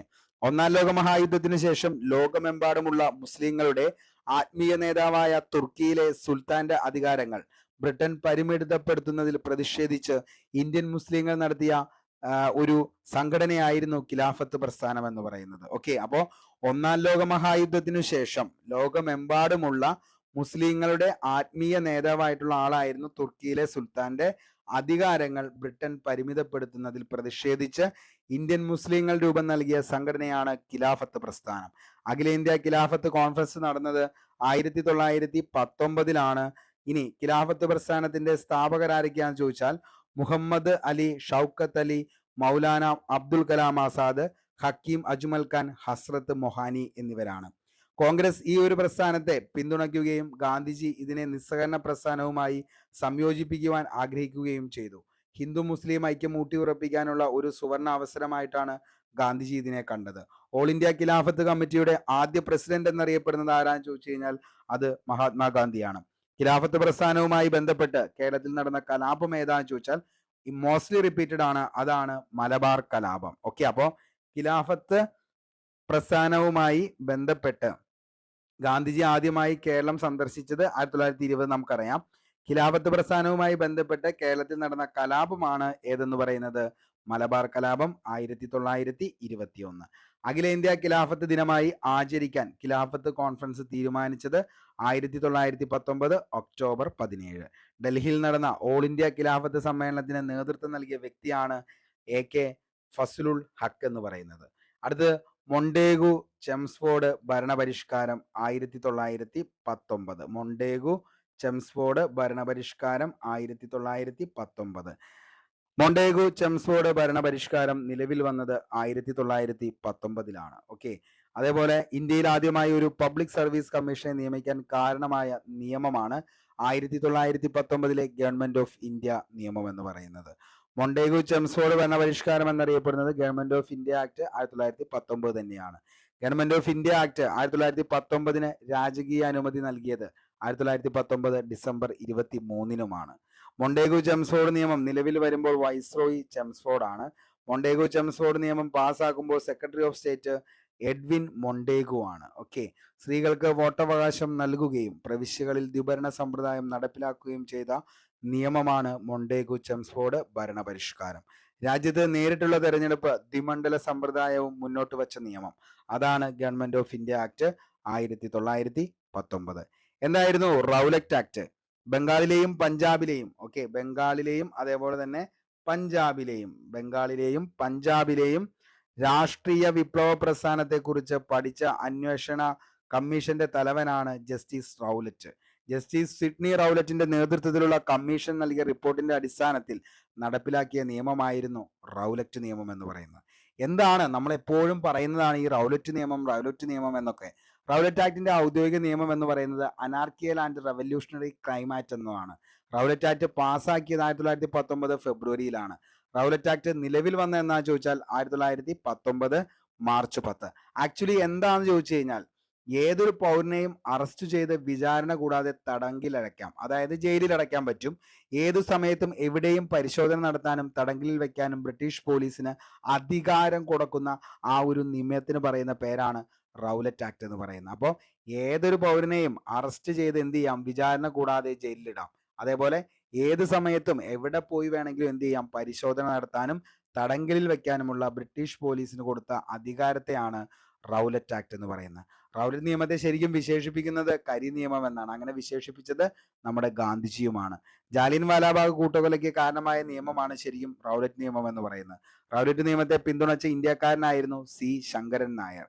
അതേപോലെ ഗാന്ധിജിയുടെ ദേശീയ രാഷ്ട്രീയത്തിലേക്കുള്ള കാൽവയ്പ് എന്ന് പറയുന്നത് റൗലറ്റ് ആക്ടിനെതിരെ പ്രതിഷേധ സമരം നയിച്ചാണ് ഗാന്ധിജി ദേശീയ രാഷ്ട്രീയത്തിലേക്കുള്ള കാൽവയ്പ് നടക്കുന്നത്. ഗാന്ധിജി റൗലറ്റ് ആക്ടിനെ സത്യാഗ്രഹ സഭ സ്ഥാപിച്ചത് ബോംബെയിലാണ്. റൗലറ്റ് ആക്ടിനെതിരെ ദേശീയ വ്യാപകമായി ഗാന്ധിജി ഹർത്താലിന് ആഹ്വാനം ചെയ്തത് 1919 ഏപ്രിൽ 6. ഈ ഹർത്താലിനെ റൗലറ്റ് സത്യാഗ്രഹം എന്നാണ് വിശേഷിപ്പിച്ചത്. അപ്പോൾ റൗലറ്റ് ആക്ടിനെതിരെ ദേശീയ വ്യാപകമായി ഗാന്ധിജി ഹർത്താലിന് ആഹ്വാനം ചെയ്തത് 19 ഏപ്രിൽ 6. ഈ ഹർത്താലിനെ റൗലറ്റ് സത്യാഗ്രഹം എന്ന പേരിൽ വിശേഷിപ്പിക്കപ്പെടുകയും ചെയ്തു. എന്താണ് ജാലിയൻ വാലാബാഗ് കൂട്ടക്കൊല? എല്ലാം ഇമ്പോർട്ടൻ്റ് ആണ്, കാരണം എല്ലാത്തിൻ്റെയും ബേസ് കാര്യങ്ങളും ഏറ്റവും ഇമ്പോർട്ടൻ്റ് ആയിട്ടുള്ള SCRT ഫാക്ട് കൂടി നമ്മൾ എന്ത് ചെയ്യുന്നുണ്ട്, പറഞ്ഞു പോകുന്നുണ്ട്. ജാലിയൻ വാലാബാഗ് ദുരന്തം നടന്ന വർഷം 1919 ഏപ്രിൽ 13. ഡേറ്റ് ഉൾപ്പെടെ പഠിച്ചു വെച്ച 1 മാർക്ക് സെറ്റാണ്. കാരണം ഡേറ്റും ചോദിക്കാറുണ്ട്, ഇയറും ചോദിക്കാറുണ്ട്. ജാലിയൻ വാലാബാഗ് കൂട്ടക്കൊലയ്ക്ക് കാരണമായ നിയമം എന്താ ചോദിച്ചു കഴിഞ്ഞാൽ ശരിക്കും റൗലറ്റ് ആക്ടിന്റെ സൈഡ് എഫക്ട് തന്നെയാണ് എന്തെന്ന് പറയുന്നത് നമ്മുടെ ജാലിയൻ വാലാബാഗ് എന്ന് പറയുന്നത്. ജാലിയൻ വാലാബാഗ് ദുരന്തം നടന്നത് മോസ്റ്റ്ലി PSC ചോദിച്ചേക്കുന്നത് അത് തന്നെയാണ്. അമൃത്സറിലാണ് ജാലിയൻ വാലാബാഗ് ദുരന്തം നടന്നത്. ഈ അമൃത്സർ എവിടെ സ്ഥിതി ചെയ്യുന്നത്? പഞ്ചാബിലാണ്. റൗലറ്റ് നിയമത്തിനെതിരായുള്ള ഹർത്താലോ ആഹ്വാനത്തോടനുബന്ധിച്ച് നടന്ന പ്രതിഷേധ റാലിക്ക് നേതൃത്വം നൽകിയത് ഡോക്ടർ സത്യപാലും സെയ്ഫുദ്ദീൻ കിച്ലു ആണ്. ഡോക്ടർ സത്യപാൽ, സെയ്ഫുദ്ദീൻ കിച്ലു എന്നിവരെ അറസ്റ്റ് ചെയ്തത് 1919 ഏപ്രിൽ 10. 1919 ഏപ്രിൽ 10 ഡോക്ടർ സത്യപാലിനെയും സെയ്ഫുദ്ദീൻ കിച്ലു എന്നിവരുടെ അറസ്റ്റിനെ തുടർന്നാണ് അക്രമാസക്തമായ ജനക്കൂട്ടം അമൃത്സറിലെ ബ്രിട്ടീഷ് സ്ഥാപനങ്ങൾ നശിപ്പിച്ചത്. അതാണ് ശരിക്കും എന്തെന്ന് പറയുന്നത്. അതിനോടുകൂടി ജനറൽ ഡയർ നഗരത്തിന്റെ നിയന്ത്രണം ഏറ്റെടുക്കുകയും ക്രിമിനൽ ശിക്ഷാ നിയമം 144 പ്രകാരം പ്രകടനങ്ങളും പൊതുയോഗങ്ങളും നിരോധിക്കുകയും ചെയ്തു. 1919 ഏപ്രിൽ 11 ജനക്കൂട്ടം ഡെപ്യൂട്ടി കമ്മീഷണർ മിൽസ് ഇർവിന്റെ ബംഗ്ലാവിലേക്ക് മാർച്ച് സംഘടിപ്പിച്ചു. 1919 ഏപ്രിൽ 13 അമൃത്സറിലെ ജാലിയൻ ബാഗിൽ ഒരു പൊതുയോഗം സംഘടിപ്പിക്കുകയും സ്ത്രീകളുടെയും കുട്ടികളെ ഉൾപ്പെടെ 20,000-ഓളം നിരായുധികരായിട്ടുള്ള ജനങ്ങൾ സമാധാനപരമായ ഒരു സമ്മേളനത്തിൽ പങ്കെടുക്കുകയായിരുന്നു. ആ സമയത്താണ് 1919 ഏപ്രിൽ 13 ജാലിയൻ വാലാബാഗ് വെടിവയ്പ്പിന് ജനറൽ ഡയർ ഉത്തരവിടുന്നത്. ശരിക്കും മനുഷ്യ മനസ്സിനെ തന്നെ അത്രത്തോളം അത്രത്തോളം നമ്മളെ അങ്ങോട്ട് വേറൊരു ലെവലിലേക്ക് കൊണ്ടുപോകുന്ന തരത്തിലുള്ള ഒരു ചെയ്തിയായിരുന്നു അതെന്ന് പറയുന്നത്. ഔദ്യോഗിക കണക്ക് പ്രകാരം ഏകദേശം 379 പേരാണ് ഇതിൻ്റെ അകത്ത് കൊല്ലപ്പെട്ടത്. 1500-ഓളം പേർക്ക് എന്ത് ചെയ്തതാണ്, പരിക്കേൽക്കുകയും ചെയ്തു. അനൗദ്യോഗിക കണക്ക് പ്രകാരം 1000-ലേറെയധികം കൊല്ലപ്പെട്ടു എന്നാണ് പറയപ്പെടുന്നത്. മൈക്ലോ ഡയറിനെ വധിച്ച വിപ്ലവകാരിയാണ് ഉദ്ധം സിംഗ്. മൈക്ലോ ഡയറിനെ ഉദ്ധം സിംഗ് വധിച്ചത് മാർച്ച് 13. ഉദ്ധം സിംഗിനെ തൂക്കിലേറ്റിയത് 1940 ജൂലൈ 31. ജാലിയൻ വാലാബാഗ് കൂട്ടക്കൊല നടക്കുമ്പോൾ ബ്രിട്ടീഷ് വൈസ്രോയി ചെംസ്ഫോർഡ് പ്രഭുവാണ്.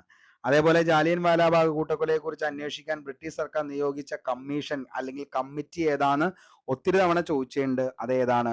ഹണ്ടർ കമ്മീഷനാണ്. ഹണ്ടർ കമ്മീഷന്റെ അതൃപ്തരായ ഇന്ത്യൻ നാഷണൽ കോൺഗ്രസുകാർ ഒരു അനൗദ്യോഗിക സമിതി രൂപവൽക്കരിക്കുകയും ചെയ്തു. ഇപ്രകാരം നിയമിതമായ കമ്മിറ്റിയിൽ അംഗങ്ങൾ മോത്തിലാൽ നെഹ്റു, CR ദാസ്, അതേപോലെ തന്നെ MR ജയകർ, അബ്ബാസ് തിയാബ്ജി, ഗാന്ധിജി എന്നിവരാണ്. ക്രൗളിംഗ് ഓർഡർ ജാലിയൻ വാലാബാഗ് സംഭവവുമായി ബന്ധപ്പെട്ടിരുന്നു. അപ്പോൾ ക്രൗളിംഗ് ഓർഡർ താഴെ പറയുന്നവയിൽ ഏത് സംഭവവുമായി ബന്ധപ്പെട്ടിരിക്കുന്നു എന്ന് ചോദിച്ചു കഴിഞ്ഞാൽ എന്താണ് അത്? ജാലിയൻ വാലാബാഗ് സംഭവവുമായി ബന്ധപ്പെട്ടാണ് ക്രൗളിംഗ് ഓർഡർ എന്ന് പറയുന്നത്. നമുക്ക് നേരെ നിസ്സഹരണ പ്രസ്ഥാനത്തിലേക്ക് പോവാം. നിസ്സഹരണ പ്രസ്ഥാനം എന്താണ്? നിസ്സഹരണ പ്രസ്ഥാനം 1920 കൊൽക്കത്തയിൽ ചേർന്ന ഇന്ത്യൻ നാഷണൽ കോൺഗ്രസിന്റെ പ്രത്യേക സമ്മേളനത്തിൽ നിസ്സഹരണ പ്രസ്ഥാന പ്രമേയം അവതരിപ്പിച്ചത് ഗാന്ധിജിയായിരുന്നു. 1920 കൊൽക്കത്ത സമ്മേളനത്തിന്റെ അധ്യക്ഷൻ ലാല ലജ്പത് റായ്. നിസ്സഹരണ പ്രസ്ഥാനത്തിന്റെ അംഗീകരിച്ച കോൺഗ്രസ് സമ്മേളനമാണ് 1920 നാഗ്പൂർ സമ്മേളനം. 1920 നാഗ്പൂർ സമ്മേളനത്തിന്റെ അധ്യക്ഷൻ വിജയരാഘവ ആചാര്യാണ്. ഗാന്ധിജിയുടെ നേതൃത്വത്തിൽ ഇന്ത്യയിൽ നടന്ന ആദ്യത്തെ ബഹുജന പ്രക്ഷോഭം, അതാണ് ഇമ്പോർട്ടന്റ്. ഗാന്ധിജിയുടെ നേതൃത്വത്തിൽ നടന്ന ആദ്യത്തെ ബഹുജന പ്രക്ഷോഭമാണ് നിസ്സഹരണ പ്രസ്ഥാനം. നിസ്സഹരണ പ്രസ്ഥാനത്തിന്റെ പ്രധാന ലക്ഷ്യമാണ് സ്വരാജ് നേടുക. സമരത്തിന്റെ ഭാഗമായി ഗാന്ധിജി മുന്നോട്ട് വച്ച പ്രധാന പരിപാടികളായിരുന്നു കോടതി, വിദ്യാഭ്യാസ സ്ഥാപനങ്ങൾ, തെരഞ്ഞെടുപ്പ്, ഔദ്യോഗിക പരിപാടി, ബ്രിട്ടീഷ് ഉൽപ്പന്നങ്ങൾ മുതലായവ ബഹിഷ്കരിക്കുക, നികുതി അടയ്ക്കാതിരിക്കുക. ഇതൊക്കെയായിരുന്നു നിസ്സഹരണ പ്രസ്ഥാനവുമായി ബന്ധപ്പെട്ട് ഗാന്ധിജി മുന്നോട്ടേക്ക് വെച്ച കാര്യങ്ങൾ എന്ന് പറയുന്നത്. 1921 വെയിൽസ് രാജകുമാരന്റെ ഇന്ത്യ സന്ദർശനത്തിനെതിരെ പ്രകടനങ്ങളും രാഷ്ട്രീയ യോഗങ്ങളും ഹർത്താലും സംഘടിപ്പിച്ചതിന്റെ ഭാഗമായാണ് നിസ്സഹരണ സമരം എന്ത് ചെയ്തത് വന്നത്. ഇനി അടുത്തതാണ് ചൗരി ചൗര സംഭവം. നടന്ന വർഷം 1922. 1922 ഫെബ്രുവരി 5 സ്വാതന്ത്ര്യ സമരവുമായി ബന്ധപ്പെട്ട് നടന്ന സംഭവമാണ് ചൗരി ചൗര പോലീസ് സ്റ്റേഷൻ ആക്രമണം എന്ന് പറയുന്നത്. ചൗരി ചൗരയിൽ പ്രകടനം നടത്തിയിരുന്ന ജനക്കൂട്ടത്തിന് നേരെ പോലീസ് വെടിവെച്ചതിൽ പ്രതിഷേധിച്ച് ജനങ്ങൾ പോലീസ് സ്റ്റേഷന് തീ കൊളുത്തുകയും 22ഓളം പോലീസുകാർ മരിക്കുകയും ചെയ്ത സംഭവമാണ് ചൗരി ചൗര സംഭവം. എന്താണ്? ചൗരി ചൗരയിൽ നടത്തുകയായിരുന്ന ജനക്കൂട്ടത്തിന് നേരെ പോലീസ് വെടിവെച്ചതിൽ പ്രതിഷേധിച്ച് ജനങ്ങൾ പോലീസ് സ്റ്റേഷന് തീ കൊളുത്തിയ സംഭവമാണ് ചൗരി ചൗര. ചൗരി ചൗര ഗ്രാമം സ്ഥിതി ചെയ്യുന്ന സംസ്ഥാനം ചോദിച്ചു കഴിഞ്ഞാൽ അത് എവിടെയാ? നമ്മുടെ ഉത്തർപ്രദേശാണ്. ഉത്തർപ്രദേശിലെ ഗോരഖ്പൂർ ജില്ലയിലാണ് സ്ഥിതി ചെയ്യുന്നത്. ചൗരി ചൗര സംഭവത്തെ തുടർന്ന് ഗാന്ധി നിസ്സഹരണ പ്രസ്ഥാനം പിൻവലിച്ചു. 1922 ഫെബ്രുവരി 11. നിസ്സഹരണ പ്രസ്ഥാനത്തിന്റെ പ്രവർത്തനങ്ങൾ മുഴുവനായും നിർത്തലാക്കിയത് 1922 ഫെബ്രുവരി 12 നിസ്സഹരണ പ്രസ്ഥാനത്തെ തുടർന്ന് ഗാന്ധിജിയെ അറസ്റ്റ് ചെയ്ത് 1922 മാർച്ച് 10. ഗാന്ധിജിയെ ചൗരി ചൗര സംഭവവുമായി ബന്ധപ്പെട്ട് തടവിലാക്കിയ ജയിൽ ഏതാന്ന് ചോദിച്ചാൽ അത് യർവാദ ജയിലാണ്. ഇനി ഗാന്ധിജിയുടെ വിചാരണ നടപടികൾക്ക് നേതൃത്വം നൽകിയ ജഡ്ജിയാണ് ജസ്റ്റിസ് CN ബ്രൂംഫീൽഡ്. ഏത് സംഭവത്തെ ആണ് സുഭാഷ് ചന്ദ്രബോസ് ഒരു ദേശീയ ദുരന്തം എന്ന് വിശേഷിപ്പിച്ചത്? നിസ്സഹരണ പ്രസ്ഥാനം. ഇനി നിസ്സഹരണ പ്രസ്ഥാനം പിൻവലിച്ച നടപടിയും ഇത് തന്നെയായിരുന്നു. ചൗരി ചൗര സംഭവത്തെ തുടർന്ന് നിസ്സഹരണ പ്രസ്ഥാനത്തിന്റെ ഹിമാലയൻ ബ്ലണ്ടർ എന്ന് വിശേഷിപ്പിച്ചത് ഗാന്ധിജിയാണ്. സ്വരാജ് പാർട്ടി രൂപീകൃതമായത് 1923 സ്വരാജ് പാർട്ടി നിസ്സഹകരണ പ്രസ്ഥാനത്തിന്റെ പെട്ടെന്നുള്ള പിൻവാങ്ങലിനെ തുടർന്ന് കോൺഗ്രസിലുണ്ടായ അഭിപ്രായ വ്യത്യാസത്തിന്റെ ഫലമായി കോൺഗ്രസിൽ നിന്നും വിട്ടുപോയ നേതാക്കൾ ആരംഭിച്ച സംഘടനയാണ് സ്വരാജ് പാർട്ടി. സ്വരാജ് പാർട്ടി നിലവിൽ വരാൻ കാരണമായ കോൺഗ്രസ് സമ്മേളനം 22 ഗയാ സമ്മേളനമാണ്. സ്വരാജ് പാർട്ടി രൂപീകൃതമായ വർഷം എന്നാ ചോദിച്ചാൽ 1923 ജനുവരി 1. സ്വരാജ് പാർട്ടിയുടെ സ്ഥാപക നേതാക്കളാണ് CR ദാസ്, മോത്തിലാൽ നെഹ്റു. കോൺഗ്രസ് ഖിലാഫത്ത് സ്വരാജ് പാർട്ടിയുടെ ആദ്യ പ്രസിഡന്റാണ് CR ദാസ്. അതേപോലെ സ്വരാജ് പാർട്ടിയുടെ ആദ്യ സെക്രട്ടറി മോത്തിലാൽ നെഹ്റു. സ്വരാജ് പാർട്ടിയുടെ ആദ്യത്തെ സമ്മേളനം നടന്നത് അലഹബാദിൽ വച്ചതാണ്. അതേപോലെ തന്നെ പ്രവിശ്യകളിലെ ദ്വിഭരണത്തെ കുറിച്ച് പഠിക്കാൻ നിയമിതനായ കമ്മിറ്റിയാണ് മുധിമാൻ കമ്മിറ്റി. മുധിമാൻ കമ്മിറ്റിയുടെ രൂപീകരണത്തിന് പിന്നിൽ പ്രവർത്തിച്ച പാർട്ടിയാണ് സ്വരാജ് പാർട്ടി. ഓർത്ത് വച്ചോ, ചിലപ്പോൾ റാങ്ക് മേക്കിംഗ് ആണ്, ഒരു മാർക്കൊക്കെ നമുക്ക് കിട്ടാനായിട്ടുള്ള സാധ്യതയുണ്ട്. ഓക്കെ, അടുത്തതാണ് ബർദോളി സത്യാഗ്രഹം നടന്ന വർഷം ചോദിച്ചു കഴിഞ്ഞാൽ 1928 ബർദോളി സത്യാഗ്രഹം നടക്കുന്നത്. ഓക്കെ, എന്താണ് ബർദോളി സത്യാഗ്രഹം? ഭൂനികുതി വർധവിനെതിരെ ഗുജറാത്തിലെ കർഷകർ നടത്തിയ പ്രക്ഷോഭമാണ് ബർദോളി സത്യാഗ്രഹം. ബർദോളി സത്യാഗ്രഹം നടന്ന വർഷം 1928. ബർദോളി സത്യാഗ്രഹത്തിന് നേതൃത്വം നൽകിയത് സർദാർ വല്ലഭായി പട്ടേൽ. നമുക്കറിയാം, ബർദോളി ഗാന്ധി എന്നറിയപ്പെടുന്ന സ്വാതന്ത്ര്യ സമര നേതാവ് ആരാന്ന് ചോദിച്ചാൽ അത് സർദാർ വല്ലഭായി പട്ടേലാണ്. അപ്പോൾ 1928 ബർദോളി സത്യാഗ്രഹം നടന്നത് എന്നതുകൂടി ഓർത്തു വച്ചേക്കുക. ഓക്കെ, അടുത്തത് നെഹ്റു റിപ്പോർട്ട് എന്നാണ്. 1928 നെഹ്റു റിപ്പോർട്ട്. അതായത് ഇന്ത്യക്ക് ഡൊമീനിയൻ പദവി നൽകണമെന്ന് ഗവൺമെന്റിനോട് ആവശ്യപ്പെട്ട് കോൺഗ്രസ് സമ്മേളനം നടന്നത് 28 കൊൽക്കത്തയിലാണ്. നെഹ്റു റിപ്പോർട്ട് സമർപ്പിച്ചത് 28 ഓഗസ്റ്റ് 10. ഇന്ത്യക്കാർക്ക് വേണ്ടി ഒരു ഭരണഘടന തയ്യാറാക്കിയെടുക്കുവാൻ ബ്രിട്ടീഷ് ഗവൺമെന്റ് ഇന്ത്യക്കാരോട് ആവശ്യപ്പെട്ടതിന്റെ അടിസ്ഥാനത്തിൽ തയ്യാറാക്കിയ റിപ്പോർട്ടാണ് നെഹ്റു റിപ്പോർട്ട്. നെഹ്റു റിപ്പോർട്ട് തയ്യാറാക്കിയത് മോത്തിലാൽ നെഹ്റു ആണ്.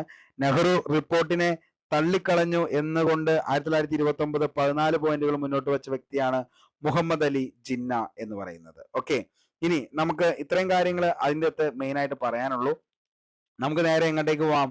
വട്ടമേശ സമ്മേളനങ്ങളിലേക്ക് പോവാം. വട്ടമേശ സമ്മേളനം നമുക്കറിയാം, 1-ാം വട്ടമേശ സമ്മേളനം, 2-ാം വട്ടമേശ സമ്മേളനം, 3-ാം വട്ടമേശ സമ്മേളനം. ഈ 3 വെരി വെരി ഇമ്പോർട്ടന്റ് ആണ്. എന്നും PSC ഇഷ്ടപ്പെട്ടതാണ്, എപ്പോഴും ചോദിക്കാറുണ്ട്. ഓക്കെ, അപ്പോ വട്ടമേശ സമ്മേളനങ്ങൾ അതായത് സൈമൺ കമ്മീഷൻ റിപ്പോർട്ടിനെയും അതേപോലെ തന്നെ ഭരണഘടനാ പരിഷ്കാരങ്ങളെ പറ്റിയും ചർച്ച ചെയ്യാൻ 1930 ബ്രിട്ടീഷ് ഗവൺമെന്റ് ലണ്ടനിൽ വിളിച്ചു ചേർത്ത സമ്മേളനമായിരുന്നു വട്ടമേശ സമ്മേളനം എന്ന് പറയുന്നത്. 1-ാം വട്ടമേശ സമ്മേളനം നടക്കുമ്പോൾ ഇന്ത്യയിലെ വൈസ്രോയി ഇർവിൻ പ്രഭു. 1-ാം വട്ടമേശ സമ്മേളനം നടന്നത് 30 മുതൽ 31 ജനുവരി 19 വരെയാണ്. 1-ാം വട്ടമേശ സമ്മേളനം ഉദ്ഘാടനം ചെയ്തത് ജോർജ് അഞ്ചാമനാണ്. 1-ാം വട്ടമേശ സമ്മേളനത്തിൽ പങ്കെടുത്ത പ്രമുഖർ അംബേദ്കർ, മുഹമ്മദ് അലി ജിന്ന, അഗാഖാൻ, തേജ് ബഹദൂർ സാപ്രോ. 1-ാം വട്ടമേശ സമ്മേളനത്തിൽ അധ്യക്ഷത വഹിച്ച റംസെ മക്ഡൊണാൾഡ് ബ്രിട്ടീഷ് പ്രധാനമന്ത്രിയാണ്. 1-ാം വട്ടമേശ സമ്മേളനത്തിൽ അധസ്ഥിതരെ പ്രതിനിധീകരിച്ച് പങ്കെടുത്തതാണ് ഡോക്ടർ BR അംബേദ്കർ. അടുത്ത 2-ാം വട്ടമേശ സമ്മേളനം 1931. 2-ാം വട്ടമേശ സമ്മേളനത്തിലെ സമയത്ത് ഇന്ത്യൻ വൈസ്രോയി വെല്ലിംഗ്ടൺ പ്രഭു. 2-ാം വട്ടമേശ സമ്മേളനം ലണ്ടനിൽ വെച്ച് ആരംഭിച്ചത് 1931 സെപ്റ്റംബർ 7. ഗാന്ധിജി പങ്കെടുത്ത ഏക വട്ടമേശ സമ്മേളനം 2-ാം വട്ടമേശ സമ്മേളനമാണ്. വട്ടമേശ സമ്മേളനത്തിൽ പങ്കെടുക്കാൻ ഗാന്ധിജി ലണ്ടനിലേക്ക് പോയ കപ്പലാണ് SS രജപുത്താന. 2-ാം വട്ടമേശ സമ്മേളനത്തിൽ അധസ്ഥിത വിഭാഗത്തെ പ്രതിനിധീകരിച്ച ഡോക്ടർ BR അംബേദ്കർ. 2-ാം വട്ടമേശ സമ്മേളനത്തിൽ കോൺഗ്രസിനെതിരെ പ്രതിനിധീകരിച്ച് ഗാന്ധിജിയാണ്. 2-ാം വട്ടമേശ സമ്മേളനത്തിൽ പങ്കെടുത്ത വനിത സരോജിനി നായിഡു. സമ്മേളനത്തിൽ പങ്കെടുത്ത നാട്ടുരാജ്യങ്ങളെ പ്രതിദാനം ചെയ്ത സർദാർ KM പണിക്കർ. ഹിന്ദു മഹാസഭയെ പ്രതിനിധീകരിച്ചത് മദൻ മോഹൻ മാളവ്യ. അതേപോലെ തന്നെ അർദ്ധനഗ്നായ ഫക്കീർ എന്ന് വിശേഷിപ്പിച്ച് 2-ാം വട്ടമേശ സമ്മേളനത്തിൽ പങ്കെടുത്ത ഗാന്ധിജിയെ വിൻസെന്റ് ചർച്ചിലായിരുന്നു. 2-ാം വട്ടമേശ സമ്മേളനത്തിൽ ഗാന്ധിജിയുടെ ഉപദേശകനായിരുന്ന വ്യക്തിയാണ് മദൻ മോഹൻ മാളവ്യ. 3-ാം വട്ടമേശ സമ്മേളനം 1932 നവംബർ 17 മുതൽ ഡിസംബർ 24 വരെ. അതേപോലെ തന്നെ INC 3-ാം വട്ടമേശ സമ്മേളനത്തിൽ എന്ത് ചെയ്തിട്ടില്ല? പങ്കെടുത്തിട്ടില്ല. 3-ാം വട്ടമേശ സമ്മേളനത്തിന്റെ അന്ത്യത്തിൽ പുറപ്പെടുവിച്ച ധവളപത്രത്തിന്റെ അടിസ്ഥാനത്തിന്റെ പാസ്സാക്കപ്പെട്ട ആക്ടാണ് 1935 ഗവൺമെന്റ് ഓഫ് ഇന്ത്യ ആക്ട് എന്ന് പറയുന്നത്. 3 വട്ടമേശ സമ്മേളനം പങ്കെടുത്ത ദേശീയ നേതാക്കളാണ് BR അംബേദ്കർ, അതേപോലെ തന്നെ തേജ് ബഹദൂർ സാപ്രോ. ഇനി ഓഗസ്റ്റ് ഓഫർ അത് 1940 ക്യാബിനറ്റ് മിഷൻ 1942, ക്വിറ്റ് ഇന്ത്യ സമരം 42, വേവൽ പ്ലാൻ 1945, ക്യാബിനറ്റ് മിഷൻ 1946, ആറ്റ്ലിയുടെ പ്രഖ്യാപനം 1947, ഇന്ത്യൻ ഇൻഡിപെൻഡൻസ് ആക്ട് നിലവിൽ വന്നത് 1947, റാഡ്ക്ലിഫ് ലൈൻ 1947 ഓഗസ്റ്റ് 17. അപ്പോൾ ഇത്രയും കാര്യങ്ങൾ അതിന്റെ ഇയർ കൂടി നിങ്ങളൊന്ന് ഓർത്തു വെക്കുക. നിങ്ങൾക്ക് വേണമെങ്കിൽ ഞാൻ ഉറപ്പായിട്ടും ഇതിന്റെയും എന്ത് ചെയ്യാം, നോട്ട്സ് ഉൾപ്പെടെ സെറ്റ് ചെയ്ത് നമുക്ക് ചെയ്യാം. അപ്പോൾ നിങ്ങളുടെ അഭിപ്രായം അത് എന്ത് തന്നെയാണെങ്കിലും താഴെ കമന്റ് ബോക്സിൽ ഒന്ന് രേഖപ്പെടുത്തുക. അപ്പോൾ നിങ്ങൾക്ക് ഈ വീഡിയോ ഇഷ്ടപ്പെട്ടെങ്കിൽ, നിങ്ങൾക്ക് അത് ഉപകാരപ്രദമാണ് എന്ന് തോന്നുകയാണെങ്കിൽ മറ്റുള്ളവരിലേക്കും എന്ത് ചെയ്യുക, ഒന്ന് ഷെയർ ചെയ്യുകയോ ചെയ്യുക. അതേപോലെ തന്നെ വീഡിയോന്റെ അടിയിൽ നിങ്ങൾക്ക് നിങ്ങളുടെ അഭിപ്രായം അത് എന്ത് തന്നെയാണെങ്കിലും താഴെ കമന്റ് ബോക്സിൽ രേഖപ്പെടുത്തുക. അതേപോലെ തന്നെ ഈ ഒരു വീഡിയോ കണ്ടതിന് ശേഷം നേരെ ടെലഗ്രാമിലേക്ക് പോരെ, അവിടെ നിങ്ങൾക്കുള്ള നോട്ട് അവൈലബിൾ ആയിരിക്കും. ഒത്തിരി സ്നേഹത്തോടെ നിങ്ങൾക്ക് നല്ലത് മാത്രം വരട്ടെ എന്ന് ആത്മാർത്ഥമായി സർവേശ്വരനോട് പ്രാർത്ഥിച്ചുകൊണ്ട് ഇന്നത്തെ ഈ വീഡിയോ ഇവിടെ വെച്ച് വൈൻഡപ്പ് ചെയ്യണു. Signing off, Arun Kombanadan. Thank you.